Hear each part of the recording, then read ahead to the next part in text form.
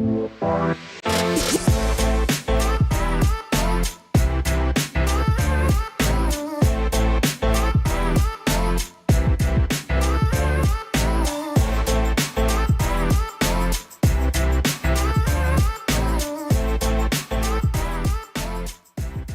back to the PFF NFL show. Here to preview week 11 in the NFL is myself, Trevor Sikkema, and Carmen Vitali on the other side of the screen. Carmen, how we doing? I did not say this before we started recording, so I can say it here. Wonderful Kirkland sweatshirt. I love it. Oh my gosh. I don't know if you can see that with here, but yes, this is my most comfortable sweatshirt. It's Kirkland brand. For those of you that don't. It surprises me zero that would be the case, because I got a Costco membership like 2 years ago, and basically anything that I can get from Costco, I will get from Costco. There's all the sorts of stuff in our house and everything. So free advertising for Costco. I probably shouldn't be doing this, but I just love the Kirkland brand, so I had to shout it out. I would like to be sponsored by Costco. Like, if I had to pick one store that I could only go to for the rest of my life, it would have to be Costco. It never lets me down. And we went yesterday, and we always make it like a little lunch date, and I get a little hot dog or maybe a slice of pizza. And it's like, I always offer to pay, because I'm like, oh, yeah, babe, I'll take you on a date. $6 later, we've got drinks and food. It's great. No greater deal. No greater deal. In the Western Hemisphere. Yeah. In either hemisphere. Than the $1.50 hot dog from Costco. Honestly, this is too much free pub at this point. Costco, we know you're watching the show. We know you're interested in the Week 11 preview. Hit us up. Very clearly, we will be ambassadors. Swag me out in Costco merch. I will proudly wear it. Clearly, I already wear it around the house, and I do wear this like in life too, and I feel like I get weird looks from people. They're like, is she wearing a Costco sweatshirt? Oh, nobody gives you weird looks. In fact, the people who are watching and listening to the show, they totally understand what we're saying. I'm excited for this one. Week 11, we got a lot of big time matchups here on this show. If you are new here, one, welcome. What's up? Glad you're hanging out with us.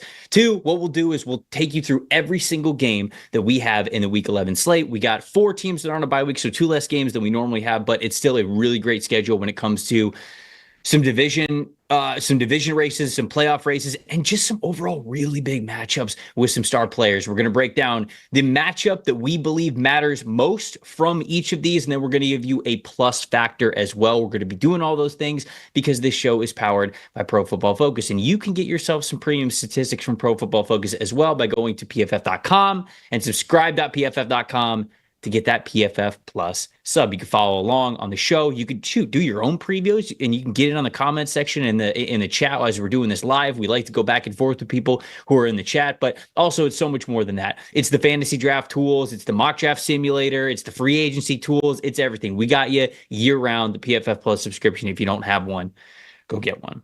All right, so I figure we just dive into this one with Thursday Night Football. I feel like that's the best way to do it. It's where we got to start here. Commanders-Eagles, a divisional matchup. Carmen, do you remember a time when it felt like Thursday Night Football was just the worst matchup that the NFL could find? Like, they were just throwing us the scraps at the beginning of every single week. That's not the case anymore. And it's matchups like this, Eagles-Commanders, a major matchup for divisional implications of who is going to win the NFC East. It's on the line in this game. I'm really excited about it for it. I hope you are as well. But my question for you is, what's the matchup that matters here going into this game? Yeah, I'm just really hoping that this matchup doesn't like regress to the mean of Thursday Night Football, because I want this to be a good game. It should be a really good game between the 2 top teams in the NFC East, which I think before the season, if you would have said that was going to be the Commanders, I think we all would have looked at you a little funny. But they have done a beautiful job. This rebuild has gone into warp speed. Just the overall vibes in the building have been completely upended in a good way. And now you have Jaden Daniels, a rookie quarterback, just outperforming all expectations. I adore that. But there is something that the Philadelphia Eagles are bringing to town that they didn't have last year, and that's Saquon Barkley. That is this incredible rushing attack that has blossomed in Philadelphia and really rounded out this really lethal offense at this point. Are the Commanders going to deal with that? So my matchup that matters is just simply Saquon Barkley against the Commanders' rushing defense, because the Commanders have allowed the 4th most rushing yards with 1,427 on the ground. 44 rushes allowing 10 or more yards, which is the 3rd most in the league. That is something that has got to be a concern for you if you're Dan Quinn, being like, all right, this is kind of the weak spot of what is otherwise, again, an outperforming defense from what we originally thought. But the Eagles overall, when Saquon and Jalen Hurts get going, 43 rushes gaining 10 or more yards, that's third in the league. 12 rushes gaining 20 or more yards, that's tied for second in the league. They have 1,585 yards on the season, which is second overall. I don't think it's a question as to who is first in that category. But they are tied with that team, the Baltimore Ravens, for rushes gaining a first down. So again, just incredibly efficient here, incredibly productive. Can the Commanders stop it? That's the big question. Yeah, I when we're looking at this matchup, I'll get into sort of what the chat's talking about in a second. I don't totally agree with Brent. He is saying that the Eagles are going to win by at least 10. He's saying that in the chat. So that's a bold prediction. I don't think we're getting there, but there is a matchup that I think matters a lot with the Commanders side of things. But it's not my matchup that matters. I'll get to that with my plus factor in a second. My matchup that actually matters is Jaden Daniels and how well he has been playing, the incredible season that he is having, versus specifically the Eagles linebackers. Because I think for the last 2 or 3 years now, anybody who follows the NFL draft a lot likes to do their own mock drafts, or maybe even Eagles fans who are watching. They know that a lot of people love to just mock them linebackers in the first round. Like, it's been a trend. Like, oh, you look at this Eagles team, they're pretty stacked in the trenches. They're good at wide receiver and quarterback. Certainly with the running backs that they've had over the last couple of years, even before Saquon Barkley, they didn't really need one. The corners have been pretty good. Okay, up and down, but they've made some changes here and there. Linebacker has always been that spot where you go, all right, sure, let's give them a first-round linebacker. Howie doesn't do it. And Eagles fans will remind us that all the time. They do not pick linebackers in the first round. But when you look at their linebackers this year, specifically over the last 3 weeks, the best linebacker duo in the NFL. Now, a couple of interceptions here and there that's really helped that out, but they're still making the plays.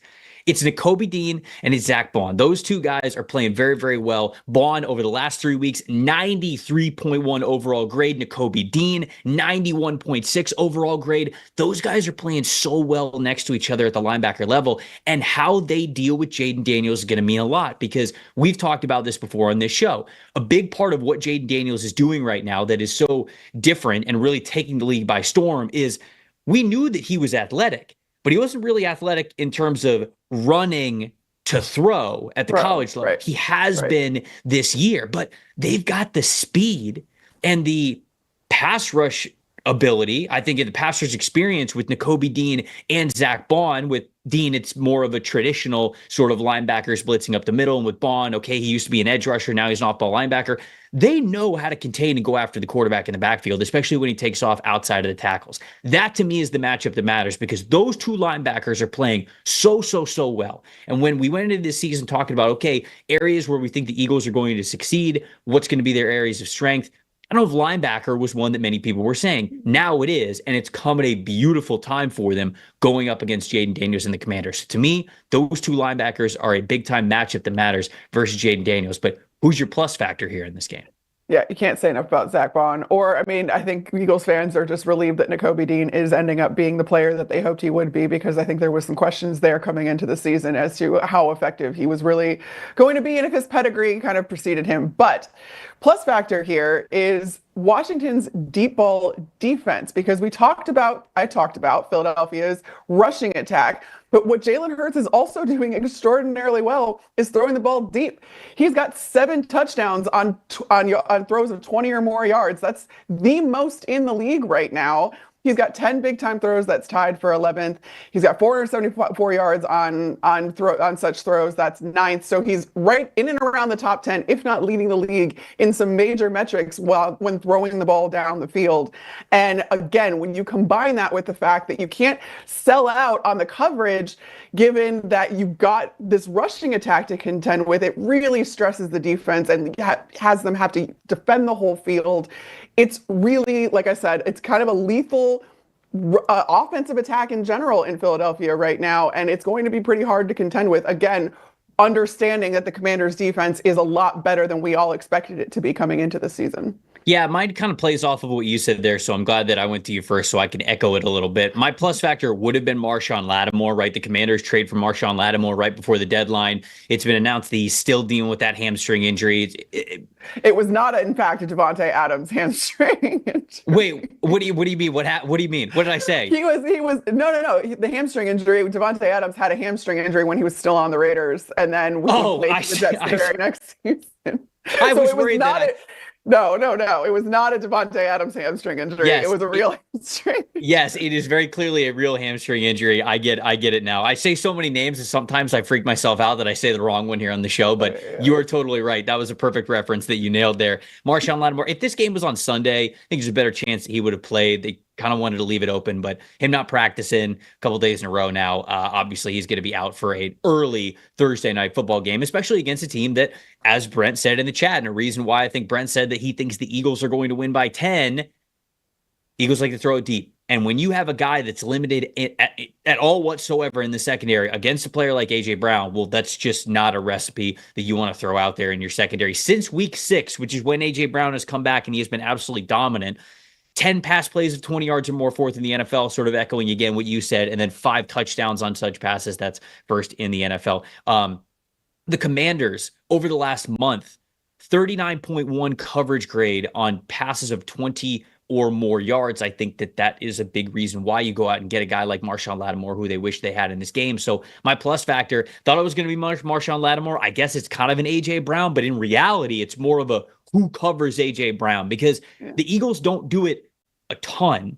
Like, they want to be a team that runs the football a lot, but they win off of running the football, and then they have those shot plays. Can you get some of those shot plays to be incompletions, and especially if you can limit them to not be touchdowns? I think that's going to be a big time factor in who ends up winning this game. And if the Commanders can find somebody to do it, then that would be the plus factor in this one. We don't have an early Sunday morning game. Nope, thank God. Carmen. So you can sleep in a little bit. I do want to start with an explosive one. Let's start with Packers-Bears. Bears have been all over Twitter, I think, is probably just an easy way to say it for the earlier parts of this week. You know, you talk about, we got to fire coaches, and they ended up dismissing Shane Waldron, their offensive coordinator. But now we've got questions of like, did Ryan Poles bring in a bad team? Is Matt Eberflus a bad coach? Is Caleb Williams a bad quarterback? Oh, my goodness. It feels like all of the discussions are open for Bears fans who are now 4-5 on the season, staring down the barrel of the toughest schedule in the NFL and left remaining, that is. And it starts here with the Green Bay Packers, just an absolute gauntlet that they have. This is in Chicago, so obviously that's a little bit of an advantage there. But Carmen, when you look at this game, what's the matchup that matters here for Packers-Bears? I will actually be in attendance for this game too, so that's going to be it's going to be very interesting. I've never witnessed a Bears win over the Packers since my time covering the league, I think. Yeah, because I would have been with the Bucs last time they did it. Just absolutely, like, it's not a rivalry right now, but stranger things have happened.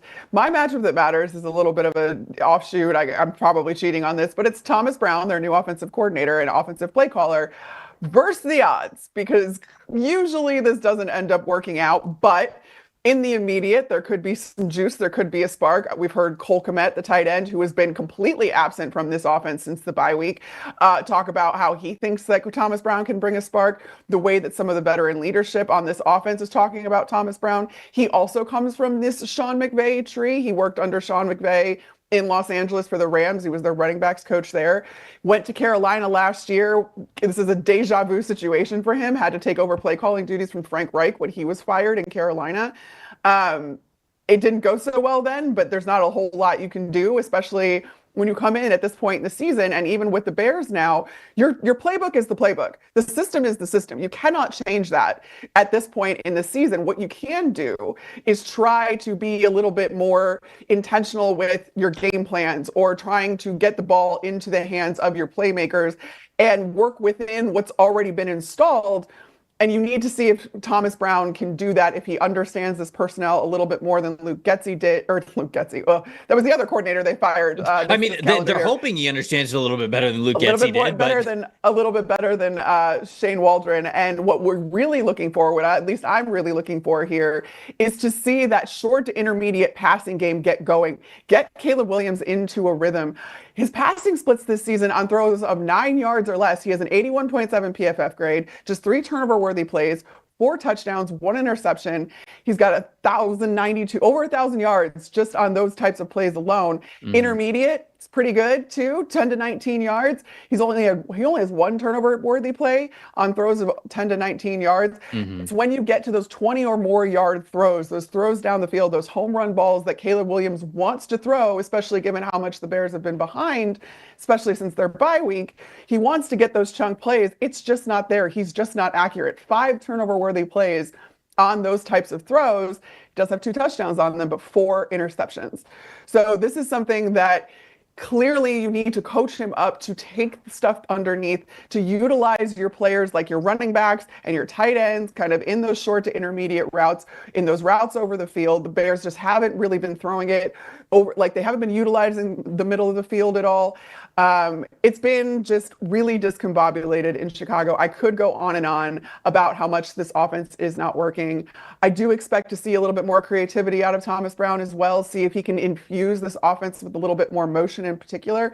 Something I looked up, the Bears are running 11 personnel at the 11th highest rate in the league, which is very indicative of a Sean McVay kind of offense. Sean McVay, we know, lives in 11 and almost exclusively.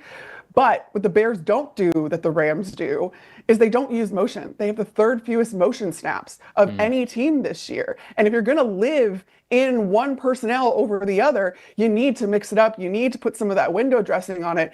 In contrast, the Rams have the most motion snaps this year. So while they're staying in 11 personnel, they're mixing things up and kind of playing with the defense's eyes. So I think that those are some ways that Thomas Brown can get going here. For the Bears, it's not going to be easy, but that's why it's him against the odds. I mean, I think that's a good way to set it up. I almost titled my matchup that matters is just like Caleb Williams versus himself, and I'll get to that in a second. But you saying the phrase, the playbook is the playbook, reminded me of my least favorite phrase in sports, which is the standard is the standard. Yeah. What does this mean? What do you mean the standard is the standard? Like, like every coach and every team is just like, hey, the standard is the standard. I was like, what does that even mean? You're just saying that. Thomas Brown also said an all-timer in his press conference today, saying that pressure is a privilege. Pressure is a privilege. It's 100%. Now, look, but hold on, though. That one I could get on board with. That one's true, fine. Right? You got to defend the run first. It's not as arbitrary as right. You got to be good up front on 1st and 2nd down. It is a privilege to be able to pin the ears back and rush the passer. That one I get. The standard is the standard. What again? What does that mean? What are you talking about? I feel like I'm watching a Ricky Bobby movie. Like, what does that even mean? It's a coach way of saying it is what it is, maybe. Sort of. Anyways, okay, so had to get it off my chest because it triggered me a little bit when you said the playbook is the playbook, and I just had immediate flashbacks to it. It's all right. We'll move on. Caleb Williams, I agree. I think the point that I would have pointed out if you did not was how much he is struggling on on throws of 20 or more yards down the field. This is somebody who, when he was at Oklahoma, when he was at USC, this is someone who was fearless when it came to throwing the ball deep down the field. Now, was he perfect? No, but he was at least willing to do it, and he was confident doing it. Even in the reps where Caleb Williams is doing it, he does not look confident. And I think that's that to me was the biggest reason why I think you have to fire Shane Waldron when they did, because last week, I haven't seen Caleb Williams look that indecisive ever. Oklahoma, USC year 1, USC year 2.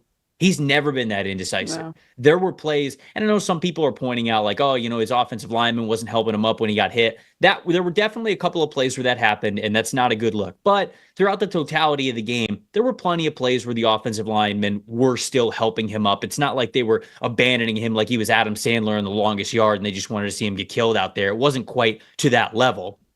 But it was, what my big takeaway is you watch the early parts of the game. I'm even talking first quarter, and we've talked about how much the Bears have struggled in the first quarter. There was a specific play where it was a sack that Caleb took that was absolutely on him, where the offensive line actually blocked beautifully, set up the pocket really well, gave him more than 3 seconds to throw, and he just stood in the pocket, was completely indecisive, scanned the field. And I get it. Nobody's like necessarily wide ass open, but no. You gotta make a play. It's almost like he's fighting with himself to say, okay, well, I gotta stay in the pocket because everybody says I'm this like improviser and I improvise too much and I need to stay in the pocket. And it's almost like he's just freaking himself out. He's got so many voices in his head right now, and you can see it. And he's not pulling the trigger because of it. He's incredibly indecisive. And I think that's why you see the wide receivers are losing faith, the offensive line's losing faith, and you're making changes in the coaching staff. So to me, they needed a spark one way or the other, because with Caleb, it's never been about his ability. At this point, it's all mental. Like, it's all just in his head. And if a switch of whose voice is in his headset can get him out of that brain fog and that funk, that's what matters most. Now, the matchup that matters is Caleb hopefully being more confident throwing deep. But unfortunately, it's a bad week to try that. Because Green Bay Packers safeties, second highest graded safety room in the NFL when it comes to coverage grade, second only behind the Detroit Lions. Xavier McKinney, we've talked about his interceptions. Evan Williams returned to practice after a hamstring injury. They've got Javon Bullard in the mix as well, playing in the slot and in the safety position. So this is a tough week to say, hey, Caleb, let's open it up a little bit more. But if he can, and if he could look a little bit more confident, maybe that could swing things there for him. Plus factor, you've talked about this guy before. It is DeAndre Swift. I mean, the way that Caleb can maybe not have as many voices in his head is maybe thinking that not all the pressure in the world is on his shoulders. And when we're able to run the ball, obviously that helps. Swift, unfortunately, last 2 weeks, below a 4.0 yards per carry average. It has not been a dynamic offense, and it has not been a dynamic rushing attack. So they need a lot more there from him. And I think Packers fans who might be listening are like, hold on, whoa. You're going through this whole segment, you're not talking about us. Obviously, they're coming off of a bye week. Right before the bye week, it was kind of a crushing loss to the Detroit Lions, but they're getting a little bit healthier, as I mentioned, with Evan Williams. And this is a game that they should win. So I think the matchups that matters is more of how can Chicago really make this thing competitive, because if not, Green Bay, Packers fans, your team's better. Their team is better, and I got a lot more faith in the Packers to win this game, even as a division game on the road. Did you have a plus factor that was for the Packers, or are we going back to the Bears for yours? Yeah, well, it was the Bears, just given that I was Caleb Williams' decision making, which you went through beautifully. But what I do think is going to matter then in helping Caleb make the right decision is actually what the Packers are going to try to do against him. And you mentioned their safety room, and you mentioned Xavier McKinney, and how much this Jeff Hafley defense really runs through the safeties. It's why the Packers did something very uncharacteristic by going out and paying a large sum of money to Xavier McKinney. It's paid off and then some. But what Xavier McKinney can do particularly, and what he does well because of the veteran status he has, he can absolutely toy with Caleb Williams' eyes. He can absolutely move in different positions and try and delay that decision-making process by Caleb Williams. Is Caleb Williams going to fall for that bait? Is he going to fall victim to that, as we've seen many quarterbacks do? And you mentioned it too, Green Bay Packers coming off their bye week, Jair Alexander, Evan Williams, and Josh Myers all back at Packers practice. Tucker Kraft no longer wearing the red non-contact jersey. Marshawn Lloyd, their running back, designated to return off IR. This is a team that is going to be firing on all cylinders offensively. You are going to need to keep up with them if you're the Chicago Bears. How are you going to do that? I'm not sure at this point. You're going to need a hell of a spark, and they're going to be doing everything they possibly can to make it really, really hard on Caleb Williams. There's no mercy in this rivalry. There's no like, oh, sweetheart, okay, we'll take it easy on you. These teams hate each other, despite the fact it's been very lopsided for the last decade. I believe the Packers are 18-2 against the Bears in the last 10 years. Ooh. Oh yeah, it's bad. Matt LaFleur has never lost to the Chicago Bears since being the head coach of the Green Bay Packers. In fact, I could go again. I could run down the list, and Bears fans are going to jump out of watching this right now, because it's not fun to be reminded of how much this hasn't been a rivalry. But these two teams still play for a lot of pride when they play against each other, so that's going to be really fun. I don't think the streak is going to be broken this week, but we will see. We will see. Divisional matchups. It's the NFL. It's the NFL. You never know. Crazy things happen. This happened last week when we didn't give the Saints a shot, and look at that. You know what? That's bad on us, right? We're from the NFC South. Like, we know how weird that can get in New Orleans If it's in New Orleans, they got a chance to make some crazy stuff happen that you wouldn't see anywhere else in the NFL. I'll own it. I'll own it. We did not give the Saints a shot. We said it was going to be some weird NFL craziness, parody stuff. It was going to be some weird voodoo Saints stuff, and that happened. So good on you, Saints. Sorry. Jacksonville Jaguars traveling to the Detroit Lions, the next game that we're going to preview here. Speaking of games that might be a little tough to convince yourself that it's going to be competitive. Jags, obviously, a really disappointing football team this season. No Trevor Lawrence in this game. They're holding him out once again because they got a bye week next week. It's his non-throwing shoulder, but he is not playing in this game. I watched the line for this one open with the Lions obviously being favored, but I think they were favored by 3-4-ish points. Last time I checked, they're favored by 13.5. I was going to say it's got to be 2 scores. Which is a lot of points in the NFL. But give me a matchup that matters here, one way or the other, whether it's the fact that the Lions you think are going to dominate or maybe the Jags can make it a little bit more interesting. What do you got? Yeah, I think if the Lions offensive line can be punctured at all, the Jaguars defensive line is going to need to try to do that essentially and get Jared Goff out of his rhythm. We've seen him be able to fight back, even though he had 4 interceptions last game.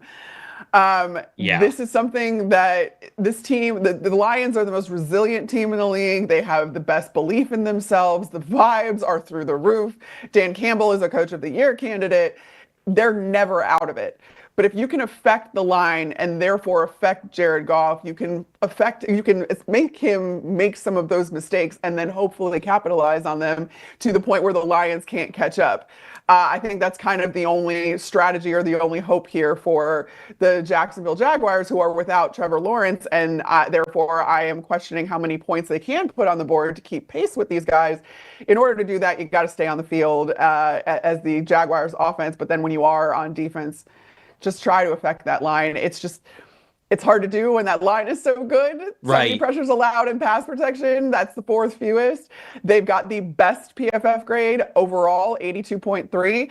They've got a 82.6 run blocking grade even. So even if it's not Jared Goff that you're trying to affect, if you can disrupt that run game, that can play a factor too. But it hasn't been the case with this line run blocking as well as they have. Pass blocking grade is 13th in the league. So there's a little bit of a discrepancy there, but I don't know, man. It's going to be really hard. The Jags have a 18th ranked pass rushing grade, and obviously their leader in pressure is Josh Hines-Allen. So we'll see if Taylor Decker ends up going this week. I expect him to. He didn't practice on Wednesday, their left tackle, but they've been able to make up for that in the last games that he's missed. So I don't really even see that being a weakness at this point. Yeah, it was 4 turnover-worthy plays, but it was 5 interceptions actually. 5 interceptions. It wasn't 4. You're right. It was 4 turnover-worthy plays, but it was in our book, but it was 5 interceptions that he had. And this is my stat, but just to sort of build off of what you said there, Goff had been better under pressure,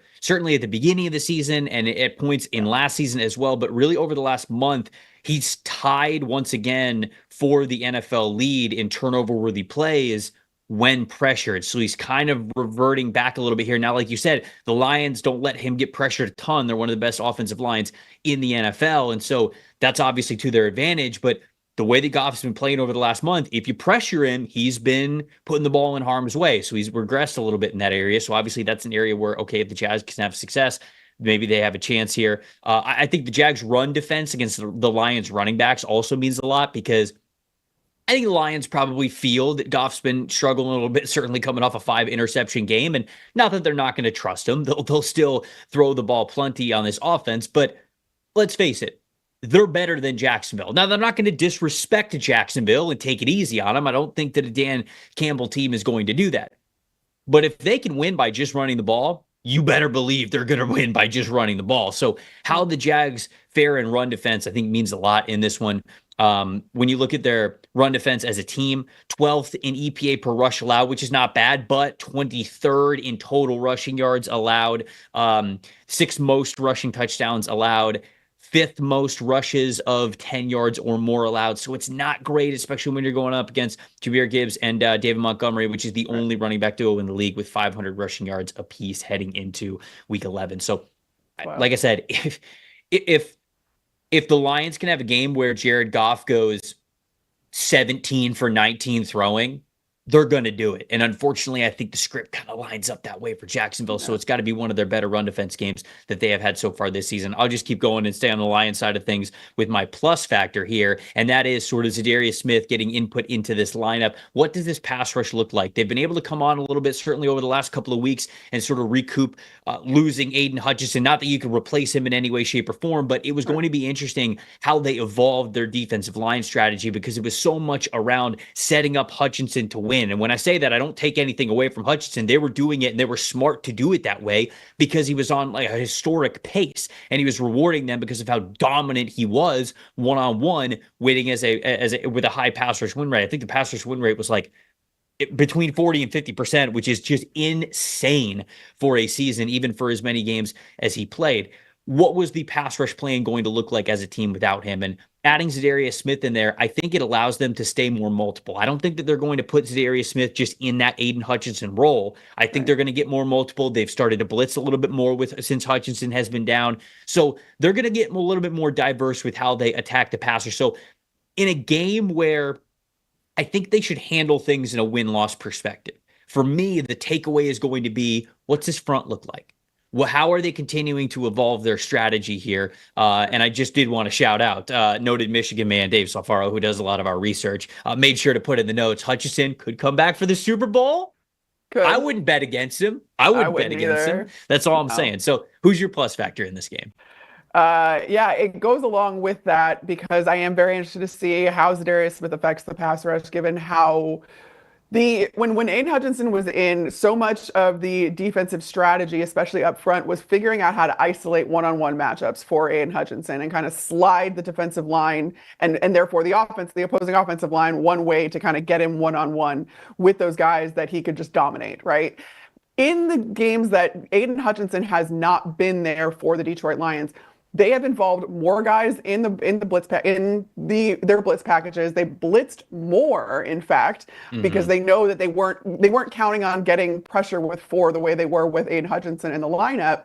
And I'm wondering how much Zadarius Smith kind of impacts that. Do you could just kind of add him to those blitz packages and you kind of keep it more multiple, like you were talking about? Or do you try to kind of get him isolated into those matchups that you were giving Aiden Hutchinson prior to this? I don't know the answer to it. I do know, though, and these are my plus factor, that it's going to depend on the play, and thank goodness, of the interior of that defensive line, which is Aleem McNeill and DJ Reader. These guys, I cannot shout them out enough. I saw the Lions official account did highlights of Aleem McNeill from this last game. Thank God. I love it. I absolutely adore it, because these guys are the reason that the Detroit Lions have not missed a step defensively, even with Aiden Hutchinson out. They are factors in the pass rush. They are getting pressure from the interior. They are also eating up blockers, and they are leading the way for this run defense. They are doing so many wonderful things. And it's leading to pressure, despite the fact that, again, you lost the best pass rusher in the league. 190 pressures from the Lions defense this season. That's tied for the second most.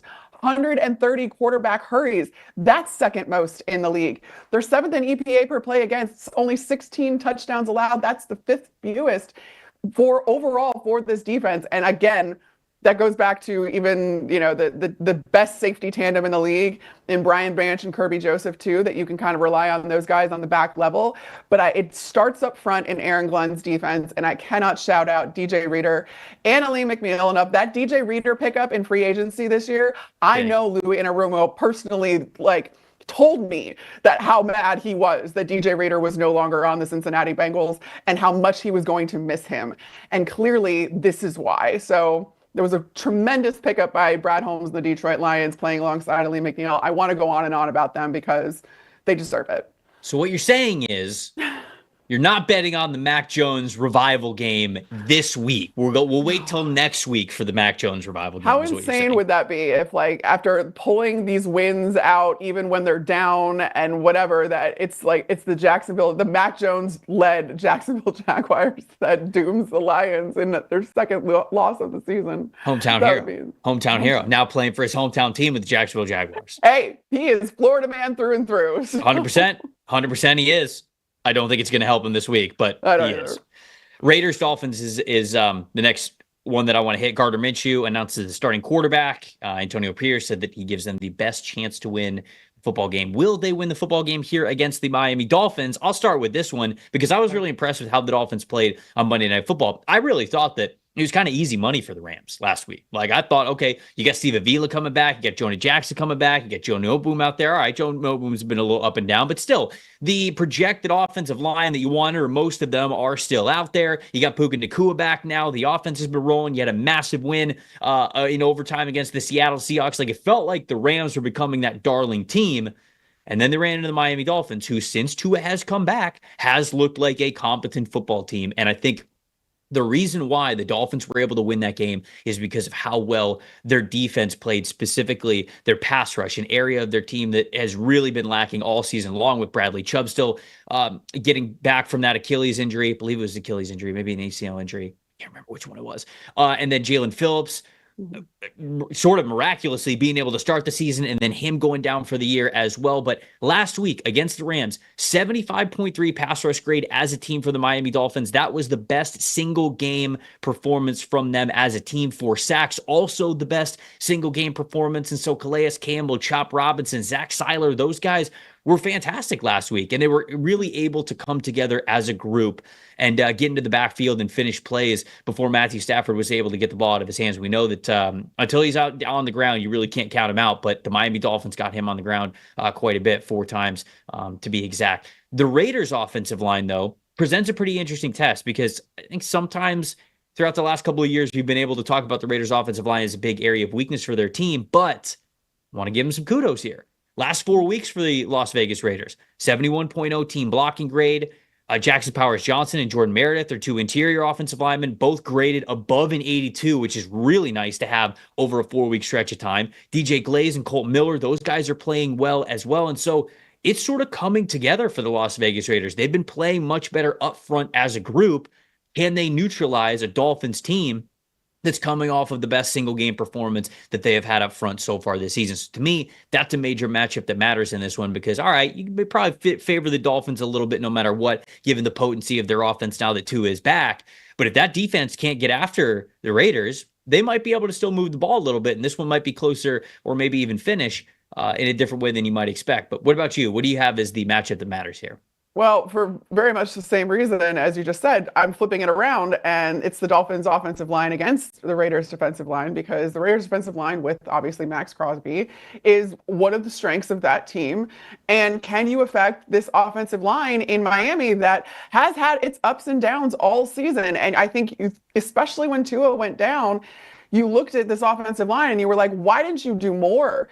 And when if you were the Dolphins in the offseason, why didn't you kind of ensure against some of these injuries that you knew inevitably were going to happen? Why didn't you fortify that, get some more quality depth? That is something that is crucially important too, now that Tua is back, to protect him and to make sure that he doesn't end up on his back, or, God forbid, hitting his head or anything like that. You have to be extraordinarily careful now with the quarterback that you have sitting in the pocket behind you. And the Raiders have a means to get through that line in Max Crosby, who leads their team in pressures with 34.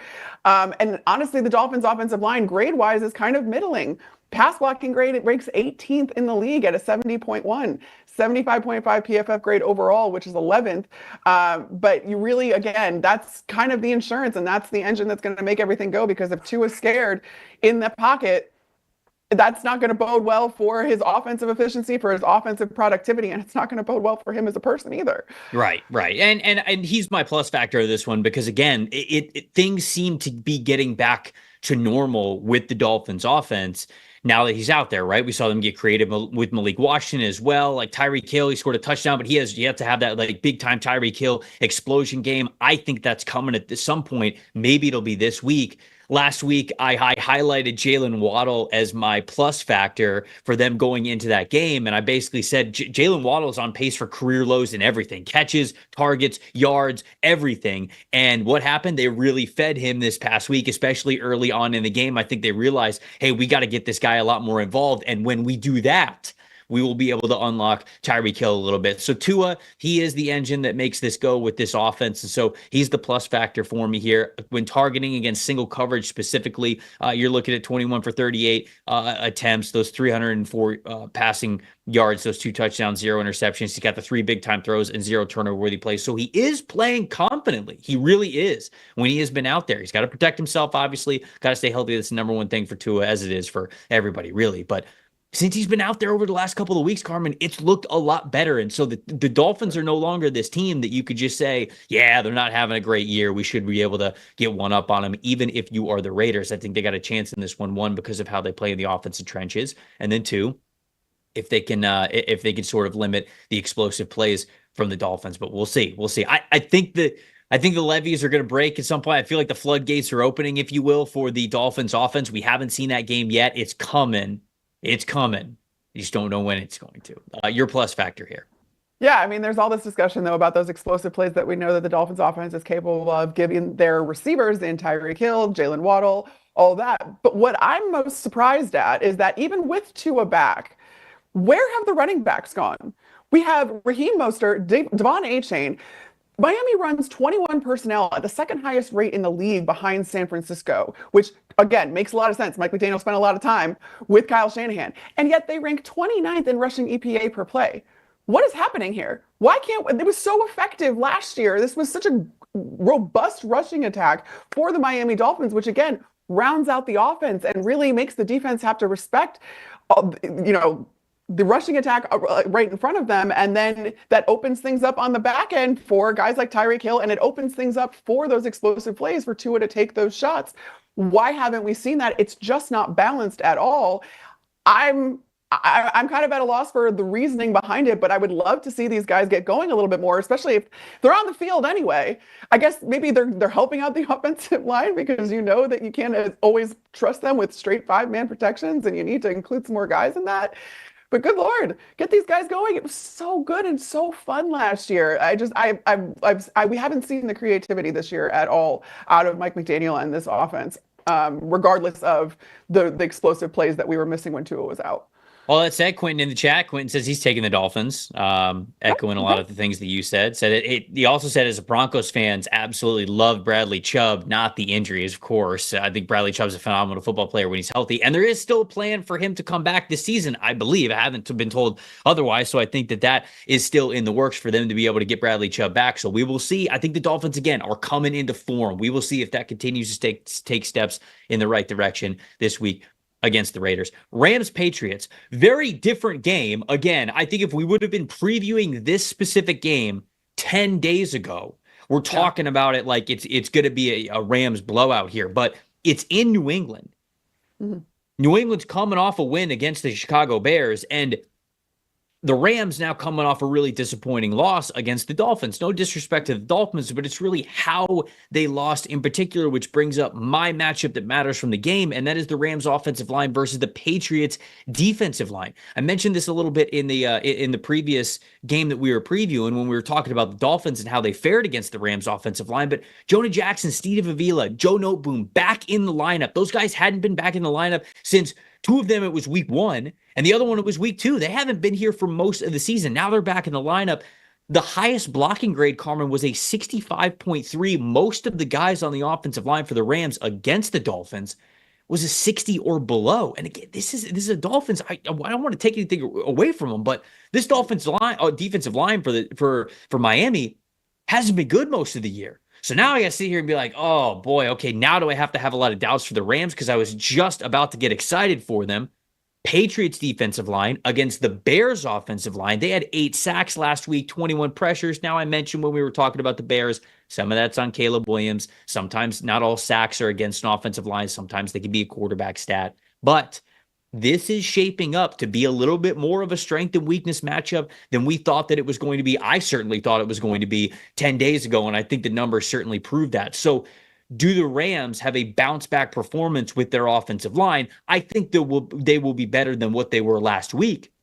But what does it look like against now a hungry, motivated, coming off of a victory New England Patriots team that gets to host this one in New England? So that is my matchup that matters. What's your matchup that matters here? Yeah, it's again, I'm flipping it around on you again. It's the Rams defensive line against the Patriots offensive line because the Rams defensive line, as we've seen, despite the fact that they lost Aaron Donald to retirement, they have made up for that beautifully. It hasn't been a one-to-one thing, but you have guys like Jared Verse, Kobe Turner, Braden Fisk, these rookies that are just blossoming this year. I can't say enough about Jared Verse. I think that you see that Monday night game, and despite the loss, you see that, okay, Jared Verse is by far and away, maybe not by far and away, because I do love Quinyon Mitchell, but he is in the running for Defensive Player of the Year, and it seems like that picture is becoming clearer. And you contrast that with what the Patriots offensive line has been able to do this season. Now, they were better against the Chicago Bears, who only got 1 sack on Drake May in this last game, but really nothing was going right for the Chicago Bears. Are you going to be able to stand up to this Rams defensive line that really has been such a bright spot for this defense? The Patriots offensive line still, even after this last week, 50.8 PFF grade overall. That's last in the league. They have the second worst pass blocking grade in the league. They have the last ranked run blocking grade. Like, they're not doing anything well right now. And that was why we were all so concerned about Drake May coming into the lineup a few weeks ago, because you're like, to what point and purpose you're going to get this kid killed? Now he's been showing off his athleticism, which I'll get to in a little bit more. And he's been getting himself out of situations and still been efficient. And he's growing kind of as the weeks are going on. But it's not really thanks to this Patriots offensive line. And how is that going to stand up against what the strength of this Rams defense is? And that's their defensive line. I think we sort of have a similar plus factor here. So I'm actually going to let you go first, and I'll just sort of piggyback, because I think we'll be able to build a compelling argument for a plus factor together if we unite here. But what is your plus factor in this? Teamwork makes the dream work, Trev. My plus factor is Drake May. Has to be. It has to be. And again, we saw him in this game against the Bears really do well. And honestly, if you look back at what's happened in the last 6 games, he's had 3 games with over 200 yards passing, 4 games with over a 60% completion rate. And again, when we're talking about the fact that he does not have an offensive line in front of him that can be trusted, you see him scrambling and doing things like running the football and getting himself out of these situations that really allows him to extend plays and then make good decisions too by throwing the ball away or what have you. He's starting to kind of grasp, you can tell, this offense, the speed of the game. He's getting better incrementally, which is all you can ask for. Like, we, again, have to remember, he's only been in for 6 games at this point. He was brought in a lot later and than the rest of the rookie quarterback class, at least the main ones that we talk about, and yet he is now kind of keeping pace with a lot of those guys, save for probably Jaden Daniels. Drake May's been awesome. In case anybody out there missed the quarterback showcase show that we did on Tuesday here on this channel, Seth Galena, we always talk about quarterbacks every single week. We talk about like 2 to 3 of these guys. And I was sort of opening up the floor to him, and I was like, who do you want to talk about? And he's watching some of the quarterbacks and everything. And he just messaged me back. He's like, Drake May is the sickest player in the league. And obviously he's a little bit hyperbolic. There's a lot of great quarterbacks out there. He's not saying that he's the best quarterback, but it is so much fun to watch Drake May now in this offense, because if you go back to when Jacoby Brissett was the starter, and sort of, bouncing off of your topic about the Patriots offensive line, you didn't want him to get killed out there, right? I mean, you didn't want to throw this rookie to the wolves behind a bad offensive line, and mainly you didn't want him to get hurt. But if you told me, okay, well, he's not going to get hurt, then this is exactly what you wanted to see. Against the Chicago Bears, was it perfect? No, of course it wasn't. He threw 3 turnover-worthy plays, but he also had 3 big-time throws. And he's attempting throws, and he is putting stress on defenses in ways that are so unique. And I'm excited for this matchup in particular, because it's Matthew Stafford, a quarterback that Drake May looks at stylistically and probably says, I want to be you. Like, I want to be that type of a quarterback with all these crazy different arm angles and being able to throw the ball off platform, and just how he reads defenses and how he challenges deep down the fields and to the sidelines with those tight window throws consistently, or the over the middle stuff, all of that. And you're going to have one of those quarterbacks on one side and Drake May on the other. There were plays against the Chicago Bears that Drake May made with his arm, I'll get to his legs in a second, that even him attempting those passes, there was one where it was sort of like a flick of the wrist that was 40 yards deep down the field. That's all. Sure, it was one of those things where it's like, okay, well, maybe you're not going to complete all those passes, but when you even attempt those things and get them as close as he did, the defense goes, wait a second, you can right. you can do that? Like, and so I think that fear that he puts into defenses is different than Jacoby Brissett was able to do when he was out there. Again, all due respect, Gator great. But it is what he is doing with his legs that I think is the part that we really need to emphasize the most. Since week 6, so since May has been the starter, he has the most rushing yards and the highest rushing grade of any quarterback in the NFL. We'd love to talk about the arm. I just talked about the arm. But what he is doing with his legs as a legit dual threat quarterback is something that I don't think is getting talked enough about. And that to me is why he is the ultimate plus factor in this game, because how he plays and how he performs, especially as a runner, it's going to mean a lot for who wins this game. It's going to be a fun one. I'm really excited for that one with those two quarterbacks going against each other because, again, it is sort of Drake May and kind of what he is as a rookie in his season. And it's Matthew Stafford, one of the great vets in this game, one of the most clutch throwers, somebody who can still launch the ball from all different types of ways. And May, if May becomes Matthew Stafford, like that's the goal, like to be that type of a quarterback. And I'm very excited when we get these types of matchups there. Browns Saints. So it's in New Orleans. We told ourselves. So, okay, you know what, Carmen? I'm going to say this. Okay. The universe is in a dilemma here, okay? Because on one hand, this game's in New Orleans, right? Yes. The voodoo magic, the New Orleans home cooking. And I say that, I don't mean like they're cheating on the other hand, I mean like, you know, it's just like things can go in. It's just forces beyond nature, beyond your control that sometimes will decide to win. But on the other side, Jameis Winston is that quarterback. It's Jameis Winston. So this is the ultimate, like, the universe is in such a dilemma here with what is going to happen because Jameis wins all sorts of games that he should never win, and the Saints win all sorts of games that you would think that they would never win in New Orleans. And this is a titanic showdown of universal forces that we could never quantify or understand. We're going to try to do it, though. What is your matchup that matters here in this game? Oh, God. And yeah, you've got the added benefit of like Jameis Winston has benefited from the New Orleans voodoo himself when he was the New Orleans Saint. He also was like played against them so many different times when he was with the Bucs, and you never know what was going to happen. And he was with the Saints, obviously. And he was with right. That's what I'm saying. Like he was with the Saints, and then before that, he was with the Bucs, and he played at the Saints. It's just it's a lot. It's a building that Jameis Winston is very familiar in. He's very familiar with the voodoo that swirls in the Superdome. So. My matchup that matters, though, is going to be on the other side of things. It's got to be Myles Garrett going against the Saints offensive line. It sounds like there's optimism that Eric McCoy is going to be back sooner rather than later. I don't know if that's going to be this week or not, but that would be tremendous, or will be tremendous whenever that does end up happening, because the Saints O-line, 47.3 PFF pass blocking grade, which is dead last. It's not great. And a 68.7 PFF grade overall, which ranks 20th, so bottom third-ish of the league. Myles Garrett this season among edge defenders, he's top 10 in most major metrics, 29 quarterback hurries, 41 pressures by himself.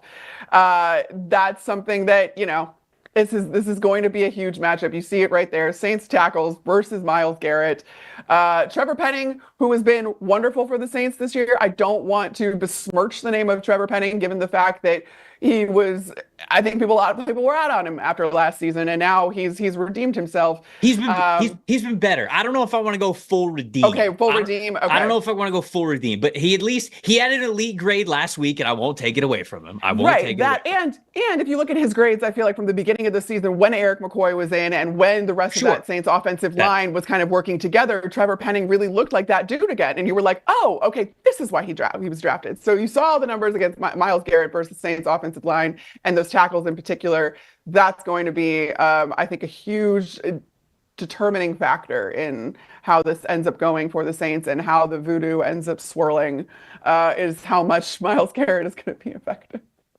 I'll flip to the other side of things. I know people don't love when we just go like trenches, but obviously I do think this one matters because the Saints not great at getting after the passer, low in pressure percentage, low in pressures, low in sacks. But they have an opportunity to go against the Browns offensive line that sort of is back, but they're still getting that chemistry with one another, like with Wyatt Teller back and with, Jedrick Wills back in the lineup. I know that's been sort of a tough one. Jack Conklin back in the lineup, obviously, but that to me is a matchup that matters because when you just look at the offensive line for Cleveland overall, they're one of the bottom 5 offensive lines in like overall blocking grade just for the season, overall blocking grade, pass blocking grade, all that stuff. Last 4 weeks, though, it has been better as the band has gotten back together.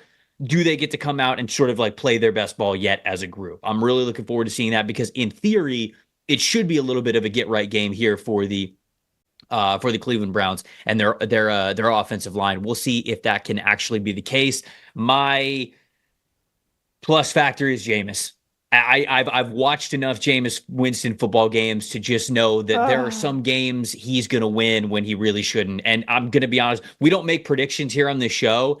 No. I'd take the Browns to win. I would absolutely just take the Browns to win because, again, it's Jameis motivating himself up, giving himself the pregame speeches in the mirror that only Jameis can give. And I just think that I don't even know how it's going to happen, guys. I really don't. We've got all of this data. We've got all this information. We've got all of these things that we can quantify and tell you exactly why something's going to happen the way that it's going to. And I actually think that we've got a pretty dang good hit rate so far this season as we have been doing these preview shows. But when it comes to Jameis Winston, there almost needs to just be a separate company to try to understand what is going to happen with him. And I just feel like we're going to eat a W. I think that he's going to eat a W in this one.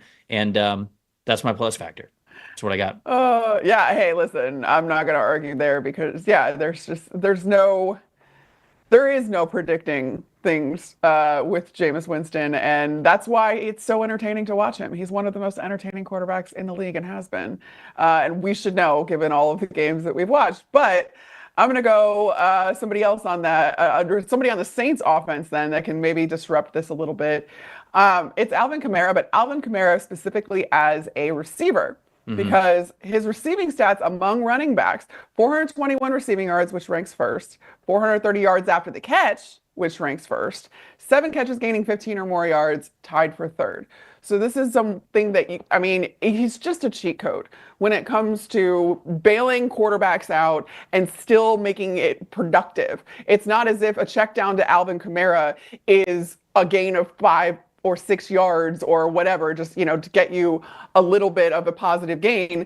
It can very well go for a first down, and we see that time and time again, given his yards after the catch ability. So how can you utilize him a little bit more in this matchup versus the Browns and kind of get him beyond the first level of the Browns defense? I think the easiest way to do that is to hit him as a receiver in, again, those short to intermediate routes and let Alvin Kamara do the rest, which he's so good at in space.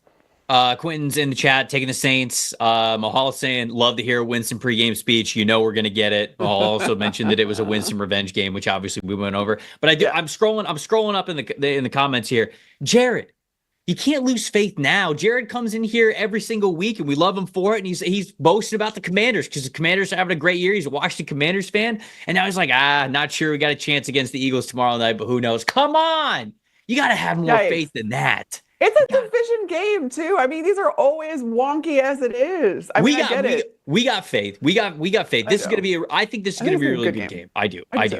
I know that the defense can be a little up and down for Washington, but I just wanted to say, come on, Jared. You need the vibes up, and it's when you have a franchise quarterback like Jaden Daniels, it can be new to just like believe that they're going to win like all of these big games, but it gives you a chance to really do. Come on, it's not as if Dan Quinn isn't familiar with the Eagles. 100%. He was in this division already. Like, he knows how it goes. He knows Jalen Hurts very well. He knows how to attack him. I think that there's a lot of encouraging signs for the Washington Commanders, and at least for this to be a very good and competitive game. Colts at Jets. As of this morning, Anthony Richardson has been renamed the starting quarterback. Oof. Who knows by Sunday? Just because, we don't know. I don't actually know who's making the decisions there. I don't know if it's the owner. I don't know if it's the I think I don't know. Yeah. Okay. All right. I don't know. Look, but I just, let's not beat around the bush here. We know. So Anthony Richardson's now back in the lineup. Obviously, that's something that matters because he stylistically is so different than Joe Flacco. And you and I have talked about that here on this show, specifically with how much better it feels like they run the football with Anthony Richardson out there, not just with him as a rushing threat himself, but also the fact that he is such a threat to throw it deep that defenses have to play a little bit further back. They have to keep safeties back there. They have to play with lighter boxes, and so that obviously helps Jonathan Taylor, and I'll get to him in a second. But my matchup that matters is the Jets wide receivers versus the Colts defensive backs specifically, because when you look at this group, I think it's those deeper passes that the Jets haven't done a ton of this. They haven't had a ton of 15-yard throws, especially over the last couple of weeks. It feels like the offense is really difficult. I mean, all season long, it feels like it's been really difficult for this team. But Garrett Wilson, 16 catches of 15 or more yards. That's tied for 8th in the league. So when it's happened, it's gone to Garrett Wilson. But with Devontae Adams, since he's been a New York Jet, 5 catches for 15 yards. Can that be its most efficient form of their offense? Yet it should, in theory, against a Colts secondary that has struggled to defend such passes. 21.9 coverage grade on passes of 15 or more yards yet this season. It's not dead last in the NFL, but I think it's like 22nd, 23rd. It's not great. So this is a matchup where the Jets offense, they like to play a certain way, and it's a frustrating way. When it's not working, it looks like you're just beating your head against a brick wall. But for this game, they got to like their matchups of ISO one-on-one ball with their wide receivers versus the Colts corner. So we'll see if the Colts corners are ready for the challenge. They're up to it, and they're going to play their best game yet, because they've struggled in that area so far this season, especially when it's been deeper down the field. So that, to me, is my matchup that matters. What do you got in this one? I cheated a little bit because of the things that were coming out in the media this week, just about what Jeff Ulbrich is trying to do with this team. It's the Jets defense versus the Bags / the scout team, because apparently the Jets are going back to fundamentals, and they are working on tackling this week. They were given a whole tackling presentation, going back to the fundamentals. They're going to be hitting the bags, which is, all the dummies and the different kinds of padding and stuff that coaches will use in these drills. And I would have to think, going against the scout team, you're only allowed a certain amount of padded practices per season under the NFL CBA. I believe it's about 14 in the regular season. You're allowed padded practices. So that's what's happened on Wednesday. And this has to be a last-ditch effort to figure out how to fix something that is tremendously wrong with the Jets defense. When I looked at the numbers where they started the season out, when they were under Robert Saleh, they were 6th in EPA per play allowed. Mm-hmm. And then they were like middle of the pack in missed tackles. Since Robert Saleh was fired, they are dead last in EPA per play allowed. They have the most missed tackles in the league. That is an incredible implosion with what was such a bright spot and strength of this team under a defensive head coach. It has all fallen. The wheels have fallen off completely when it comes to the Jets defense, and that's making things hard on the team itself. That's making things hard on the offense, having to score points, which they haven't really been able to do that much. It's all bad. And so when you're talking about going back to fundamentals and working on tackling drills, that is literally trying to build this defense back up brick by brick, coach brick, if you will. And it's just, I know, play on words there.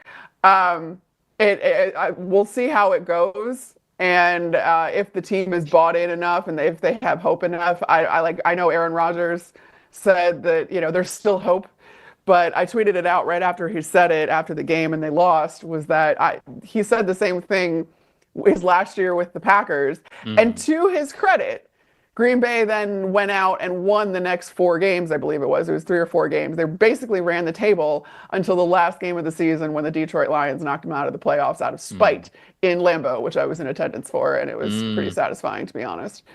I just don't see this working out for the Jets, and So it's the Jets defense versus. What did you say? How many padded practices do you get during the season? I believe it's 14. Okay. During the regular season, there's more that you're allowed to do in training camp, and then you get a couple in the postseason too if you want them. But a lot of teams elect not to do that. If I'm Jeff Ulbrich, I'm like, I don't care. I'm like, I don't care. We're going over 14. I'm the interim head coach. I'm not going to have this spot anyways. Find the team. I don't care. Doesn't matter to me.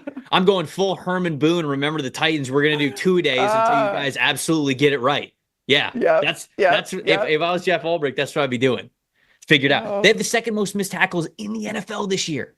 Yeah, you talk about like, oh, they don't have the pass rush, they don't have skin, the corners yeah, not playing. since Saleh got fired, they have the most missed tackles in the league. It's wild. Missing tackles is about fundamentals and wanting to. And I just don't feel like this team is. I don't think they want to. And I always hate going after and talking about that stuff because like these dudes are competitive. They are working their asses off. And the margin for error at the pro game is so small. So I really do hate questioning things like effort and attitude and things like that. But when you have that many missed tackles, that's a mental thing. Missing that many tackles is a mental thing, especially for a defense that we have seen be good before. And I know they've sort of struggled with tackling, but it's never been this bad. So it's got to be way better. They were middle of the pack under Saleh. And I do feel like that, like, because you kind of think about it too, and you're like, how does the head coach really matter that much when you're talking about missed tackles on the field? Like, the coach isn't out there playing, but what you can do as a defensive coach is put your guys in better positions to make those tackles. And I think that that's the breakdown we're seeing, because you look again at those EPA per play statistics and how the Jets defense is dead last since Saleh was fired. That's the kind of stuff you're talking about, where this defensive game plan is just not working for them. It's not putting players in the right positions. They are having to overcompensate for things that are going completely wrong, given the fact that their leader is gone. Yeah. Plus factor really quick, it is Jonathan Taylor for me. They've got to be able to run the ball better. Taylor has not had a rushing grade above 70 since week 3 this season.